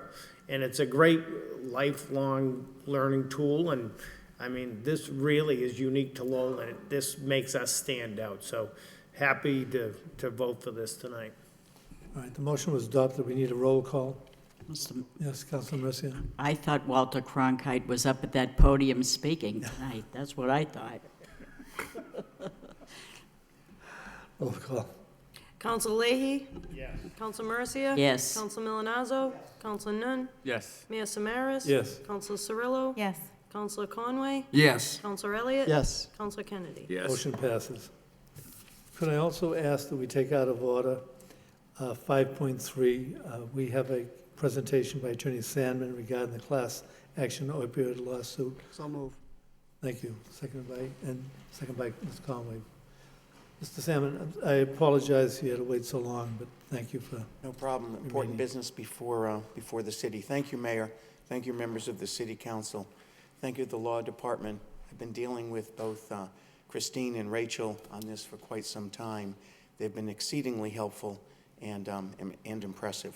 I have a PowerPoint, which I'll try to move through pretty quickly this evening, which will give the council and the mayor and everyone else in attendance an idea as to what this litigation is about.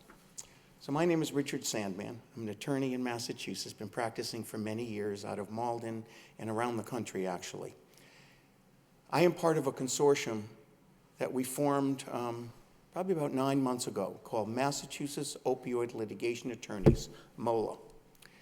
The consortium consists of 9 law firms, and we are taking on the drug manufacturers and the distributors of the opioids that have harmed cities like Lowell. With me tonight is Peter Merrigan from the law firm of Sweeney Merrigan Law.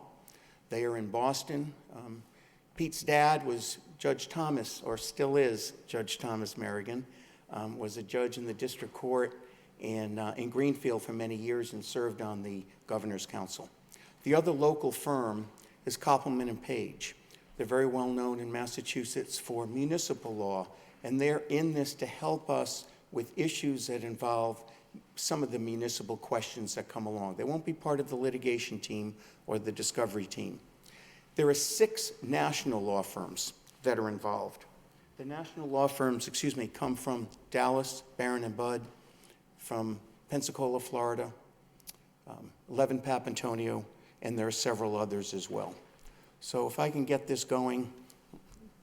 The litigation is intended to bring a case against the largest manufacturers and distributors that are flooding our markets. This is unfortunately something you're probably not going to be able to read from this distance, but it lists the names of the law firms. Again, the 3 that I mentioned and the 6 national firms. The country, as we know, is in the midst of a public health crisis stemming from the flood of opioids into our cities, and Lowell has been very, very powerfully affected. The opioids are destroying our families, they're taking the lives of our loved ones, and pertinent to this body and this issue before you is it's costing the city of Lowell large sums of money to fight. The opioid crisis, and I'm going to refer to my notes because this is a little too far away from me. The manufacturers, if you give me a moment here. The manufacturers and distributors of opioids have created the crisis, and they've created a population of people who are both physically and psychologically dependent on opioids. They have conspired together to flood the market with prescription opioids, which are not medically necessary and will ultimately become available for illicit use. They've been repeatedly investigated, and they've been sanctioned, and they've been fined to the tunes of hundreds of millions of dollars. The fines, however, have not stopped the flow of opioids into the community.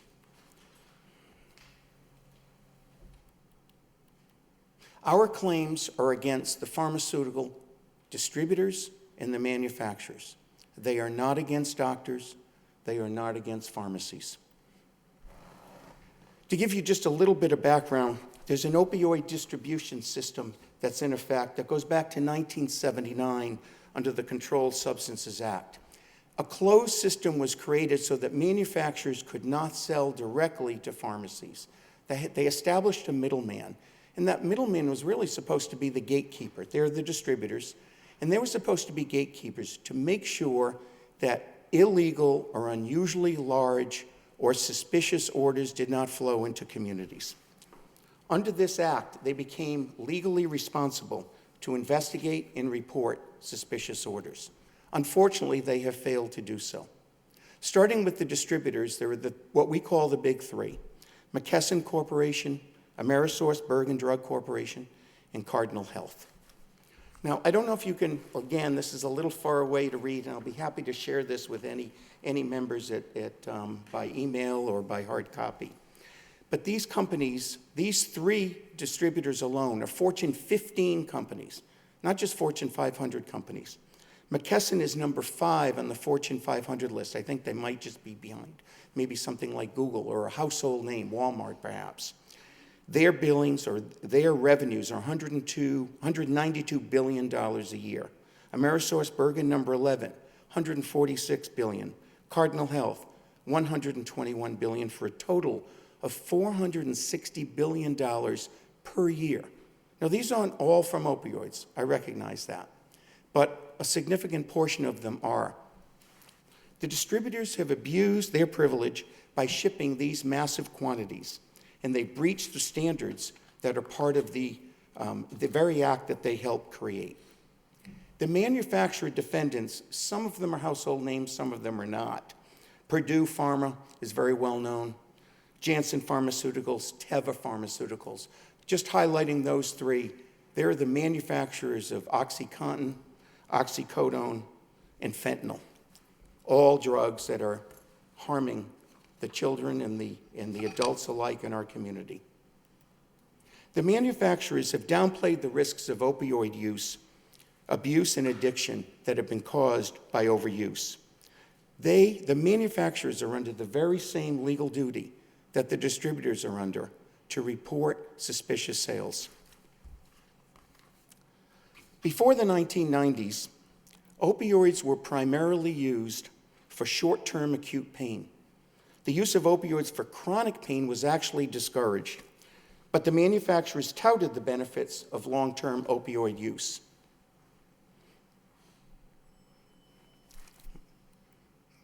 I'm outside of my slides, I apologize for that.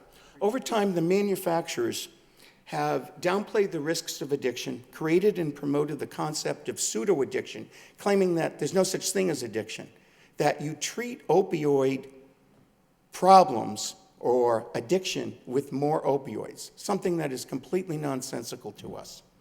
They have advocated that doctors should treat addiction with more opioids, exaggerated the effectiveness of screening tools to prevent addiction, claimed that it's easier to manage dependency, and denied the risks of higher opioid use. Let me give you a few stats. In 2016, in the United States, there were over 42,000 deaths from opioids. In 2015, there were 1,700 plus Massachusetts deaths, which is a number up from 463 in the year 2000. That's a 372% increase. 2/3 of the cities and towns in Massachusetts have been affected with opioid-related deaths. think this chart gives us a good idea along the bottom of the years, along the side, of the years, and you'll notice the big increase that happened around 2011, the big jump and the big spike that happened. And if you look at this chart, all you need to know is the red line, the dotted line beneath, is the indication of the crisis going on in the country, and the blue is what's going on in Massachusetts. We are outside of the norm in this state. Opioid-related hospitalizations have greatly increased. We are second highest in the nation at 383 per 100,000 people. Emergency department visits have leaped 71% in the 5-year period from 2009 to 2014. And right now, we are 2.5 times the national rate of emergency room visits. The consequences of this addiction is that it has placed great burdens on the community. The epidemic has created budgetary constraints for the city of Lowell upon the public health departments, medical care expenditures. The abuse and addiction and morbidity and mortality are hazards to public health, and they've affected the very fabric of this community and many others in Massachusetts. Here's Lowell's data. As you can see, in 2012, the number of deaths were 9, and those numbers have increased steadily. When you look at 2017, that's an estimate from Chief Winwood, and the 2018 number of 8 is only for the first 2 months of the year. So if you multiply that times 6, you'll get approximately the same number as last year. These are deaths happening because of opioids in the city of Lowell. EMS-related incidents, where your emergency departments have to come and respond with Narcan or getting people to hospitals. Look at the increase, 15, 16, 17, the 900 number, that's through 3 quarters. If you play that out through the whole year, the stats are not fully in. That'll get you to 1,200 for last year. So what are we doing about it? Our group is filing cases in federal court, and all these cases are being transferred to the multi-district litigation in Cleveland, Ohio. This is not a class action. I think many people might think that it is, but unfortunately the damages for each community are very, very different, and we would not satisfy the requirements of Rule 23, the class action statute. What's going to happen in the federal court is pretrial issues, discovery, and possible settlement will occur in the MDL. And if the cases are resolved, that'll be wonderful, and we'll come back to you with a settlement offer at some point. But if not, they'll be returned for trial in our federal court. Our legal team was the group that created the MDL. And there are advantages to it. We get consistency in legal rulings and opinions. We get an efficient, coordinated discovery process. And we get lower costs in the litigation by not having redundant and having to duplicate efforts over and over again. We're the national leaders in it. We represent collectively about 35 million people nationwide. We have 30 lawyers working on it, 30 lawyers working full-time out of a law firm of 200. Here are the names of I passed it again. I'm not great at, I'm used to using a little before and after. We hold leadership positions with co-counsel, co-lead counsel, co-liaison counsel, and plaintiffs' executive committee. What are our causes of action? We're bringing causes of action for public nuisance, false and fraudulent marketing. RICO, we believe that they've all conspired together to bring prices and to flood the markets, and negligence. What are the damages that we're seeking? Well, first of all, the experts that we've retained are from addiction medicine, pain and management, epidemiology, public health. You have urban blight here in Lowell. A lot of big cities have it. Why? because, as you've heard this evening, there can be needles found in the city. There can be a number of incidences where businesses have not come in or have left because of the problem. These experts will help, together with our team, to determine what the damages are for Lowell. Your damages will fall into several categories, and I'm wrapping this up. The damages will fall into emergency medical people and first responders, law enforcement and public safety, providing treatment, counseling, and rehabilitation services. You use drugs Narcan to reduce or to reverse the effects of an overdose, providing the medical care and services to children who are born to opioid-addicted parents. You have workers' compensation charges. I remember in my first meeting with your law department, where you have people that have gone out on a back injury, for instance, and then became addicted along the way or had surgery. Public health, the departments that have been mentioned or were discussed earlier, you're funding a new department or you're funding a new chair. Our damages, the damages that we're going to be looking at, will be not just past damages, but future damages. What will you need to fight this crisis? The crisis will be fought on many, many fronts, but the work that you're doing and that Karen is doing in the public health department, I've spoken with police department representatives, fire department representatives from Lowell. You have the Lowell House as an example. I know that's a privately funded home. You have the co-op. You've got task force. You should be congratulated for what you've done compared to what other cities and towns have done in other parts of the country. It's very impressive what Lowell has done, but your problem remains unabated. It's larger than you. And if any of you have seen the 60-minute stories, there have been 2 of them, I'd recommend watching them if you can. I'll be glad to send you the links. There was an example of one town in West Virginia with a population of fewer than 500 people, and yet more than 10 million pills were shipped to that community over a 2-year period. This is criminal, not just a civil violations. This is criminal what's happened. And the responsibility, there can be much responsibility put in a number of places, but these companies have chosen profit over the health of your community. And we're here and honored to represent you and to try to recover both your past damages and help you fight the crisis on a going forward basis.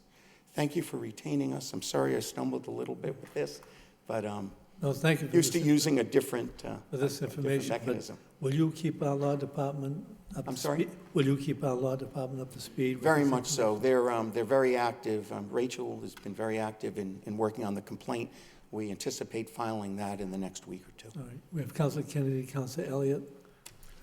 Thank you, Mr. Mayor. Through you, I've seen both the 60-minute pieces, and you just did as good a job as they did. Well, but one of the slides that you showed that Massachusetts was rising way above the rest of the country. Yes. Has anybody given you a reason why that might be? Well, one of the largest areas of where these drugs come in is they very often, the epicenter seems to be that triangle of Southern Ohio, Kentucky, West Virginia. I don't know why they ship here. I don't know if some are coming in from Canada. I know New Hampshire has a very significant problem. There's a debate whether it's coming south from New Hampshire or whether it's going north from here. Demand is what probably dictates where the crisis really is. You know, we're a heavily populated area. Right. So, but we're talking about opiates, right? Yes. So pharmaceuticals. So that's where those come from. I mean, they don't need a special gateway. I'm just wondering why Massachusetts is higher than the rest of the country.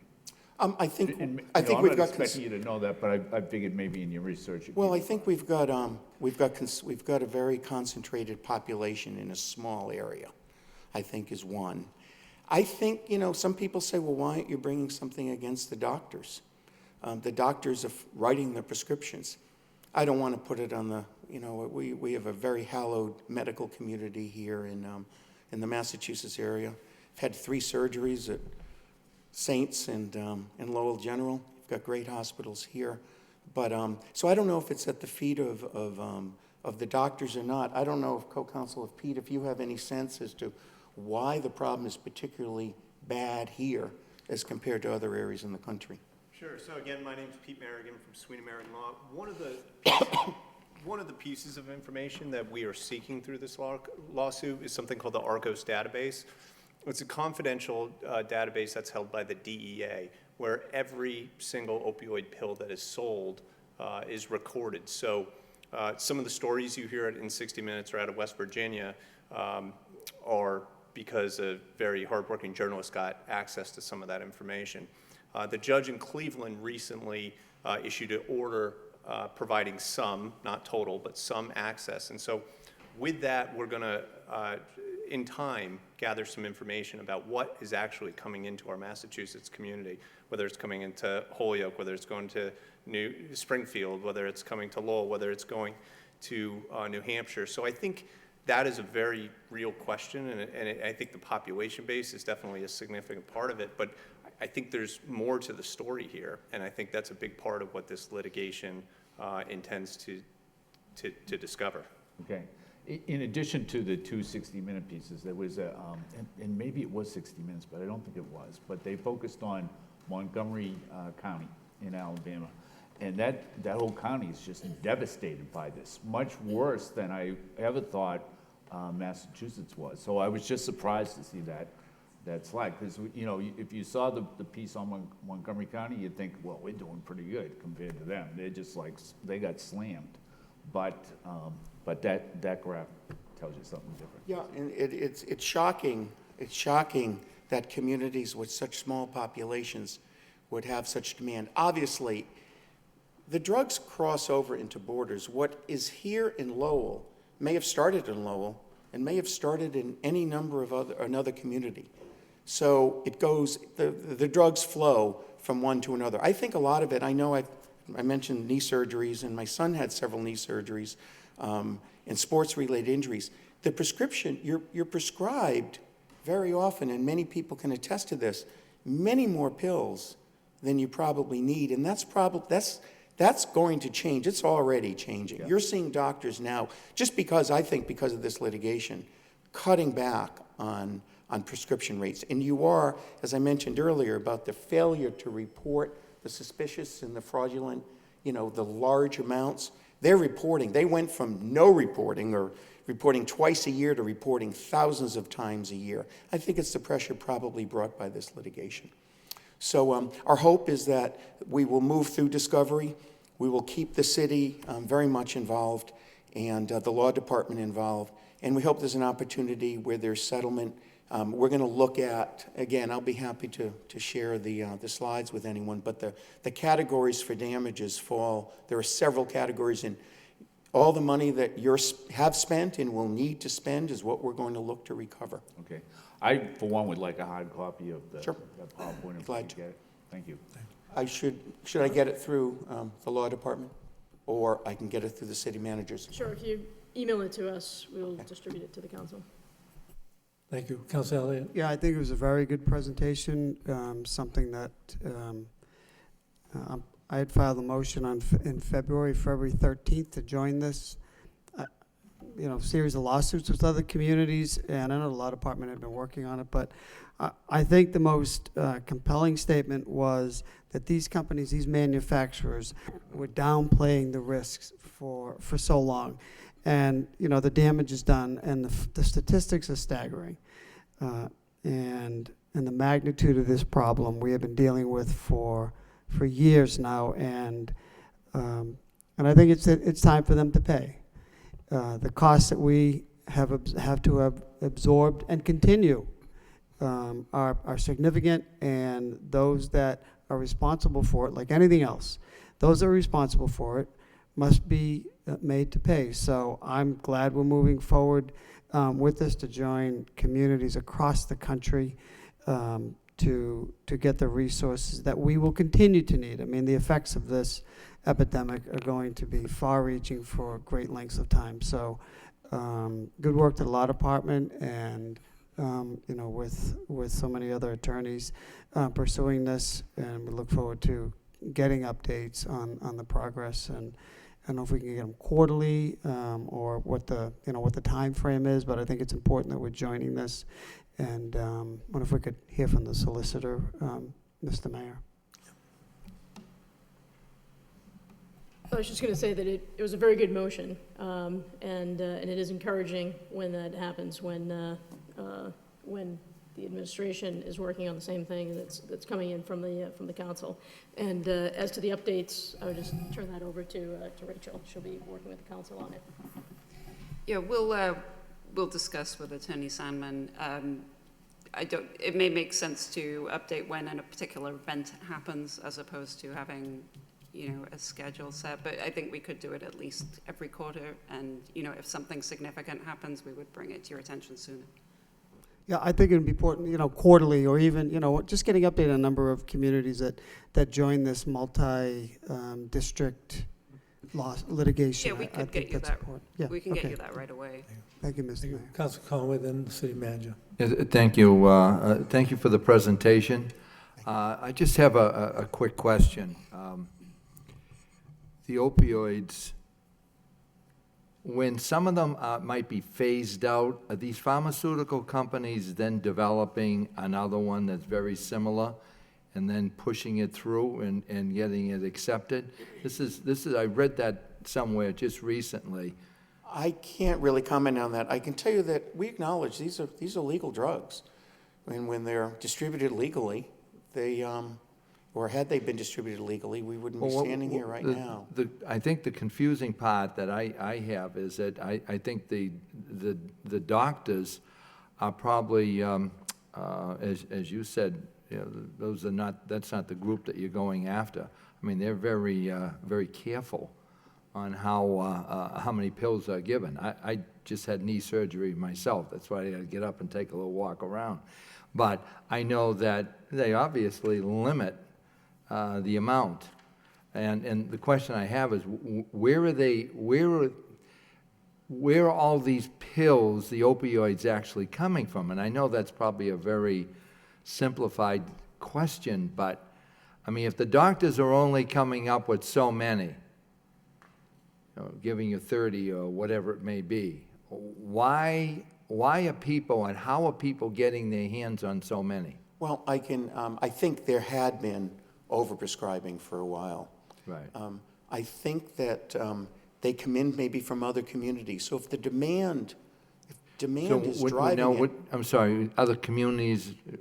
Well, for instance, you might have pills coming into Ohio and West Virginia, and if the demand is here, it's just like any drug that's getting peddled illegally. It could pass, across the Mid-Atlantic. But what you're saying is more liberal in one state than Sure. another. And as Pete pointed out, the ARCOS database, DEA did not want to release it right away, but the judge, we have a wonderful judge, by the way, if I can digress for one moment.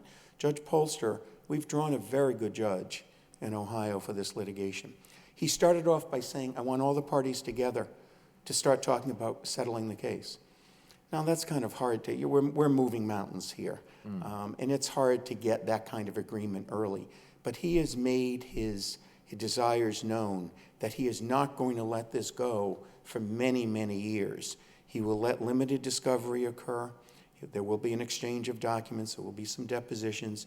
And then he keeps sending, there's a settlement committee. We have 3 seats on it. There's a settlement committee that's already been established and met several times. And the key is going to get the defendants to see that they should be paying. I think they already do. There have been enough comments and there's enough feedback that we've gotten out of Ohio that I think there will be a resolution at some point. You can imagine when you're talking about the number of communities that we're talking about, the number of states that have been affected, you can imagine that the numbers are quite large. You can just look at the tobacco litigation of $250 million, approximately $1 billion, paid over 25 years. We think this is every bit as big as that. Now, will it be? I don't know. But it could be. There are a lot of cases, so many large cities around the country have been bringing cases. We thank you for your work. We appreciate it. And I'm sorry if I great went a little presentation. long. Thank you. Mr. Manager. Yeah, thank you, and it was a great presentation. I think it's a different approach that's using against an opioid crisis that the city can use and use to our benefit. I understand probably what the answer is, but I just want to kind of let the general public have a knowledge about it. You've got 30 lawyers working on this, and like you say, you're moving mountains. Who's paying those salaries? How are they getting paid? And all the costs of litigation. Sure. The case is handled on a contingency fee basis. You're not going to be out of pocket any money. You can't. You could stop right there. No, go ahead. You had me at hello. Yeah, I think, and we're fronting all the costs of the litigation. If we're successful, we'll get costs back. If we're not successful, you're not going to be out of pocket anything. Thank you. Thank you. Any further questions? And again, thanks for the confidence in hiring us, and we hope to come back here at some point in the not too distant future with some successful results and to announce a satisfactory settlement for Lowell. Thank you for your presentation and your work. Councilor Thank you. Mercia. Through you, Mr. Mayor, to the attorney, do you think this statement is true? Because I don't know that it is, I don't know. But do you think that doctors make some sort of a residual with all the drugs that they push out to patients, like they issue them a prescription because they know that the pharmaceutical company said, try to, pass these off. These will be good. Do you think? Sure, that happens. I'm aware of a situation in Louisiana where a doctor and a pharmacy were just indicted several months ago, where one doctor prescribed 1 million OxyContin in 1 year. That's a lot of pills. So yes, I would like to think they're the exception, but of course that must happen. But I want you to know completely that the doctors in the, I had a total knee replaced, and they don't want to they don't want to push the opiate on you. I had an opiate for this, and they don't want to push it. They monitor you very, very, very carefully. Very, very Did you good. have it with Sam Gerber? That Yes, group? he's the guy I'm talking about. He's done mine too, and he's Yeah. done, we paid for a wing in his home, I think, with the sports injuries of my kids. Oh, So, boy. So you're very well served. No, we Yep, wouldn't allow that. wonderful man. Thank you. Thank you, Attorney Salmon. Thank you. I need a motion to accept and place on file. So moved. Councilor Mercia, and sent by Councilor Milonazo, second. Thank you. Thank you. Going back to the last hearing, 4.3, Broadway Street Holding Incorporated requests license for storage of flammable 3,000 gallons ultra-low sulfur diesel fuel at 76 Broadway Street. Second reading. Broadway Street Holding Company and Boston Concrete request license to store 3,000 gallons of diesel fuel. Okay, just open up the hearing for those in favor. Chief Winwood. Thank you, Mr. Mayor. I'd like to speak in favor of this license. The license application was reviewed by the city hazmat coordinator in the fire department. He approved it. The tank will be installed as per all applicable fire codes. The fuel that's in the tank is going to be diesel fuel. It's a very safe fuel. Therefore, I'm in favor of granting this license. Thank you. Mrs. Slagle, do you have it? You all set?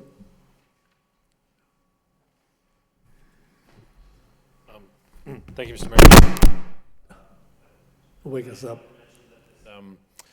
This license, the application still needs to be reviewed by the Conservation Commission because the property is along the line of the canal and might be jurisdictional. We haven't seen the plans, but we'll obviously take the proper steps to put it through Conservation Commission review if it's required. Okay. Thank you. Anyone else in favor?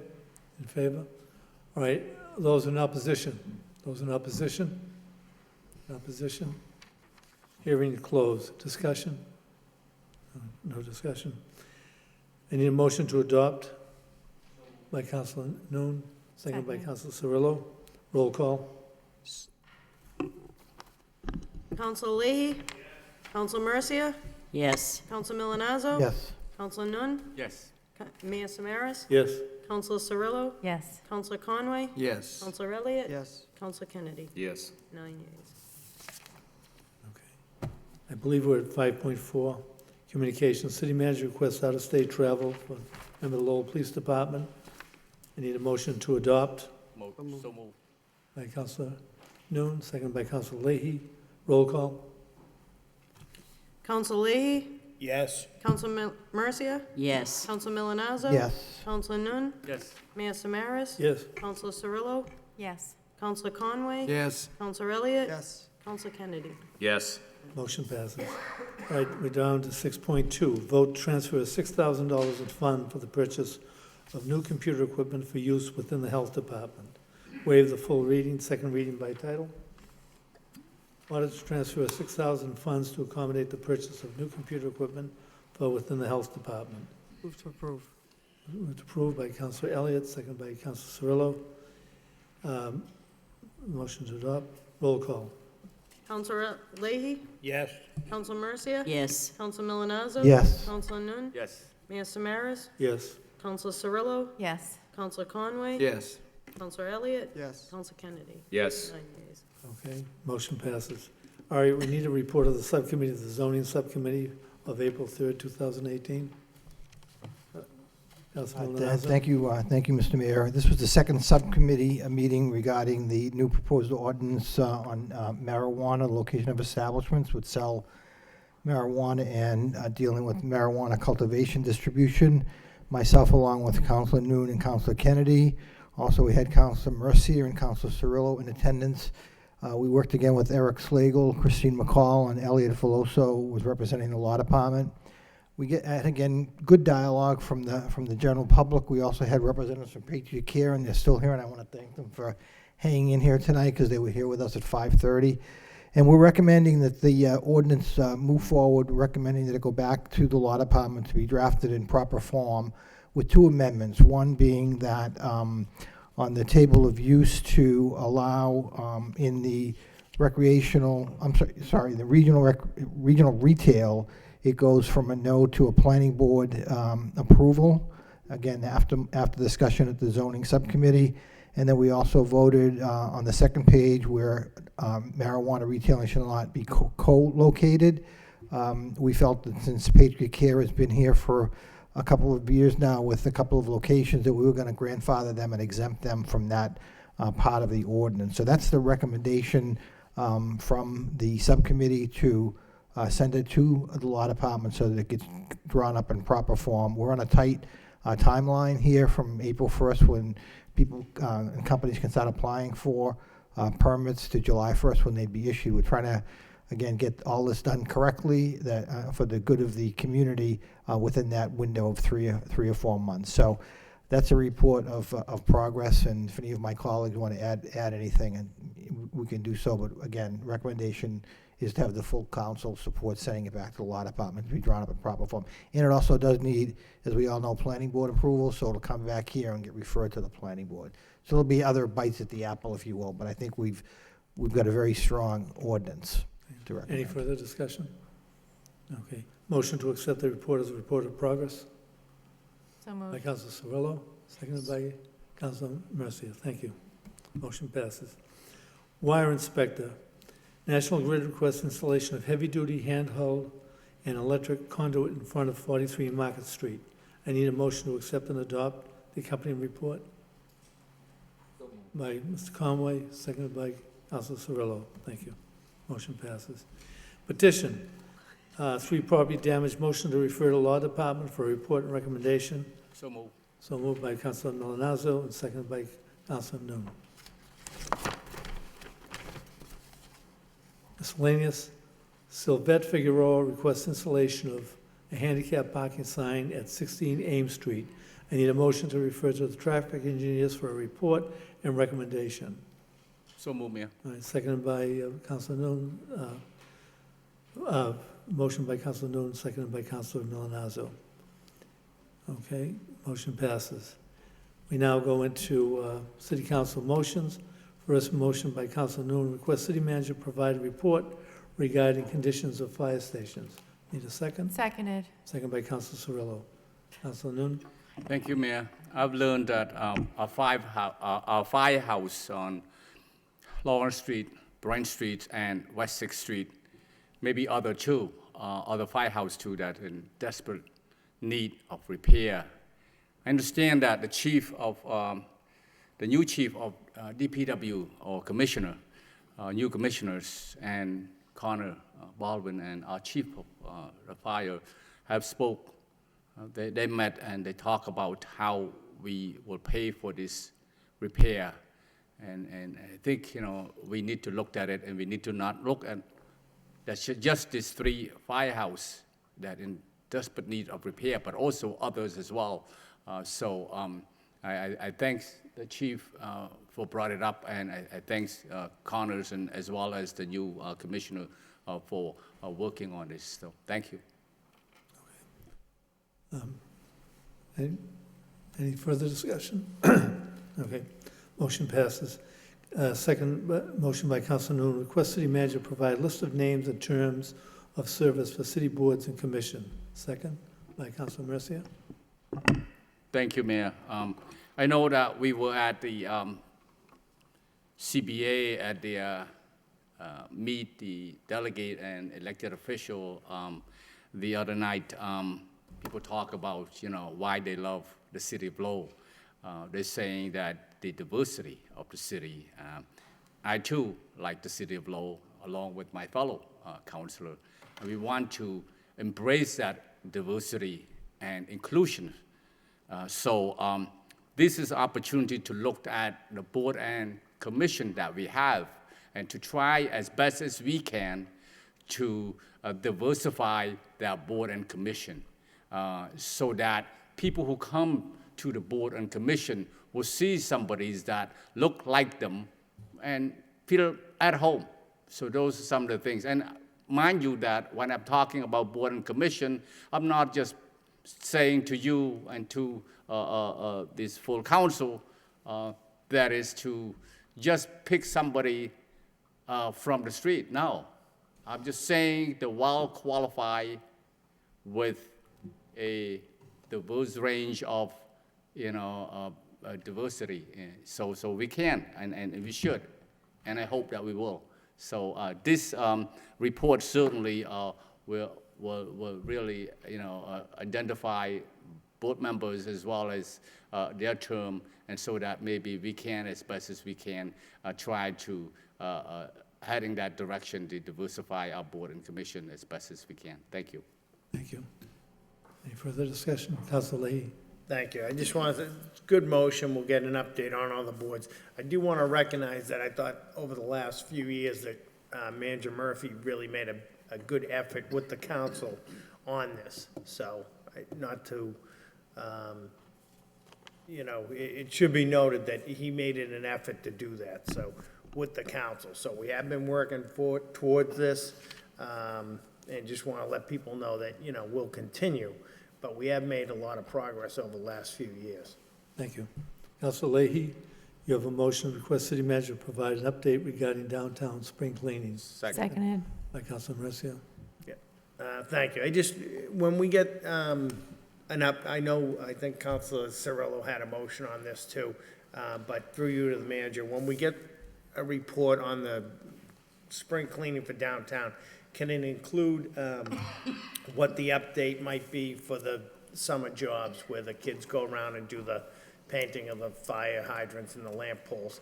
And the lamp poles do need some attention. Some of them are missing the little, I don't know what you want to call it, the little doors where some wires are exposed on some of the lamp posts. So we need to make sure the what? Yeah, the handholds. So we need to make sure that, and then the barrels again. When they're emptying the barrels downtown, some of the barrels are broken. When they empty the trash, they need to make sure they reach in and clean the trash up that falls between the barrels and the compartments. So, just a little, sprucing up and maintenance downtown to make sure that we're all back on the same page. Thank you. Councilor Milonazo. Thank you, Mayor. This is a good motion. I happened to be downtown Saturday on Middlesex Street, and I don't want to overstate it, but I'm going to use the word horrified how dirty Middlesex Street was. I just couldn't get over how bad it was. And I talked to a couple of property owners, and complained to me as well. I mean, the trash along the gutters on Middlesex Street were almost up to the top of the curb. So I actually asked one property owner if anybody from the early garage ever goes out and sweeps. And again, I don't know if we have a custodian or a maintenance person at the early garage, but most of the trash was right around the early garage.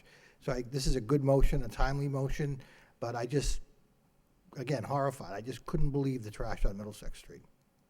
Thank you. Councilor Elliott? I just had a question through you to the acting city manager or Mr. McGovern. Limbs, branches that have come down, getting questions. Do people just put them on this? Is there a certain day when people put them on the side? I know there are locations throughout the city where people can bring them. I know there's could we just make an announcement for the people that are watching? What is the process? Can they, I know Edward Street soccer field is full. People identify a place to go, but can they, for instance, Andover Street, do people put them out at a certain time and they'll go by and pick them up, or what is the process so people know? Currently, there's a spot that's... Councilor Kenny wants to speak on it also, if anybody else. Can I just get an answer to my question? Okay, Is there a process? Go ahead. There's places you can drop off the refuse now. The ability for us to go and collect stuff that's being dragged to the street is kind of difficult. I'm talking with the DPW to see if there's some resolution we can have on that. Also, there might be an extension of the yard waste that are going to be picked up with an extra week going in there for picking up yard waste. So there's a couple options. I'll make them available on the website, and everything's going to, the drop-off points and all the other likely things that can happen. So. Okay, well, that was my question. Can we have, extend the yard waste program? I know they're supposed to be in bags, but it's all pretty much biodegradable or compostable. It will be, Counselor, and also what the manager was mentioning about the drop-off centers with the branches, that's only until this Saturday as of right now, so just keep that in mind. In terms of Edwards field, that's going to be cleaned up before this coming weekend, so. Councilor Kennedy? Yeah, thank you, Mr. Mayor. Through you to the manager's office. So there's two things that we do. One is the drop-off areas, which are the same places where you can drop off your Christmas trees. But the manager, before he left, I spoke to him about extending that to the end of April. And he indicated that he was going to do that. So could you just clarify that? Is that going to be until the end of April, or is it going to end this week? As of right now, it's technically going to end this week, but we feel confident that will be extended. We were just talking to the DPW just to make sure that it can happen until the end of April, that's all. Okay. I think that makes a lot of sense this year, just because we've had some late snowfalls that have been heavy snowfalls, and there's been probably a lot more debris than there has been in past years, and some of that debris doesn't even become exposed until the snow melts, which is going on right now. But the second thing is, and I also spoke to the manager about this, was having another curbside pickup. And I know that I think that we've had one, but again, for the same reason, it might make a lot of sense to do one in late April or early May when people have an opportunity to collect the debris in their yard and put it out there. However, I don't know how much extra that would cost. So it would be good if next week we could get an estimate of what that's going to cost. And then if we're going to go forward with that, or if we can do that, then make an announcement so that everybody knows that on such and such a date or such and such a week that debris will be cleaned up. Is that okay? Okay. Councilor Elliott, Councilor Kennedy really came up with a very timely subject matter. My office has been almost inundated with a number of calls as to branches in the yard. It's just that are so large that they can't get them out to, they can't take them out to any field or any place for disposal. So I think, Mr. Manager, I think what we have to have is a look into the idea if we can possibly fund a pickup. How long ago, we had this a number of years ago. Does anybody recall when we were all asked to bring our,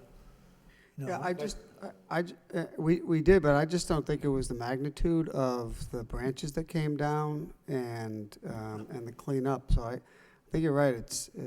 We may have to take a look at it because there's no place for people to put I think we all do. the branches.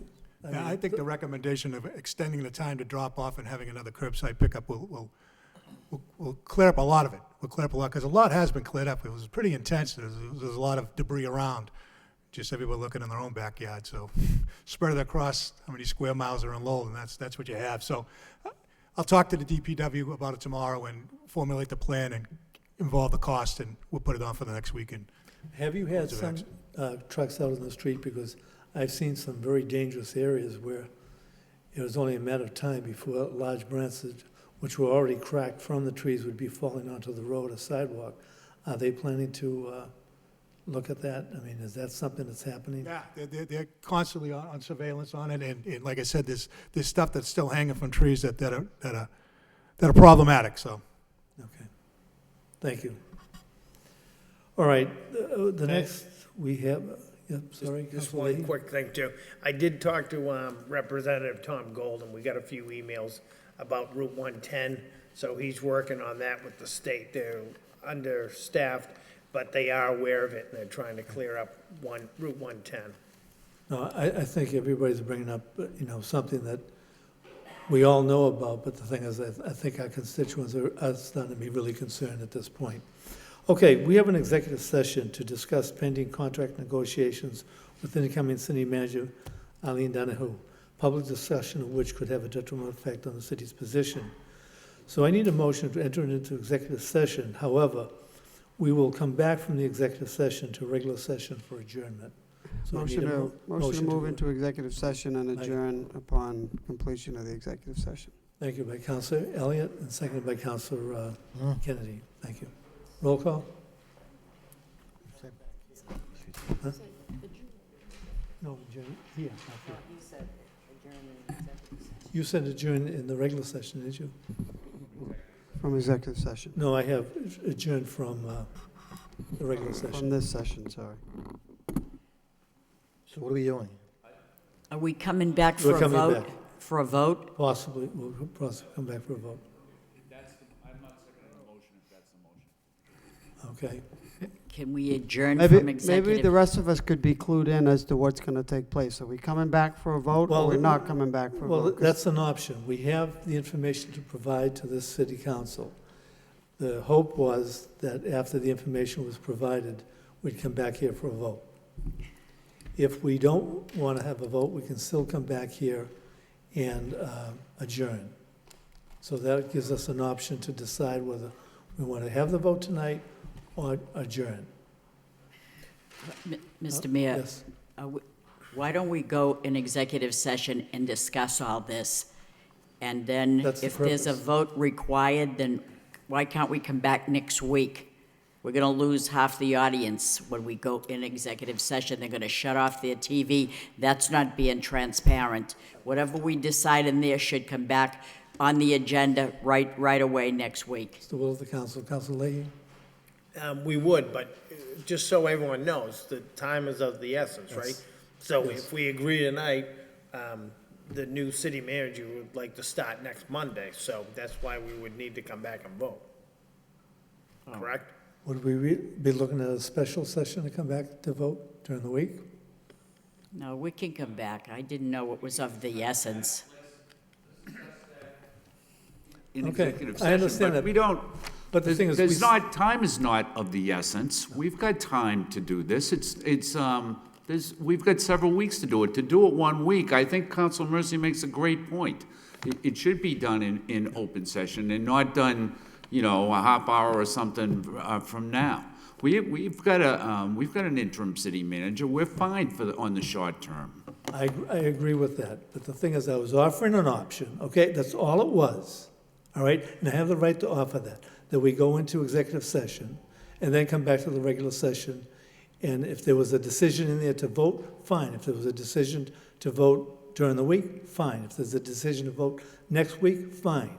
But it was an option, and I have the right to bring the option. I mean, so I don't think it was a world-ending type of situation. So I Neither do I. So, All I mean, was objecting what's the to was will? time is of the essence. Yeah, I made a What's- motion, and I what's your- believe it was seconded. Okay, the motion, read the motion, please. The motion is to enter executive session and adjourn from executive session. And that was seconded by Kennedy, but I don't know if he's. Okay, roll call. Roll call. Counselor Leahy? Counselor Mercia? Yes. Counselor Milonazo? Yes. Counselor Nunn? Yes. Mayor Samaras? No. Counselor Cirillo? No. Counselor Conway? Yes. Counselor Elliott? Yes. Counselor Kennedy? Yes. Nope. Get you the first time. Thank you. Okay. We will adjourn from the executive session. Thank you.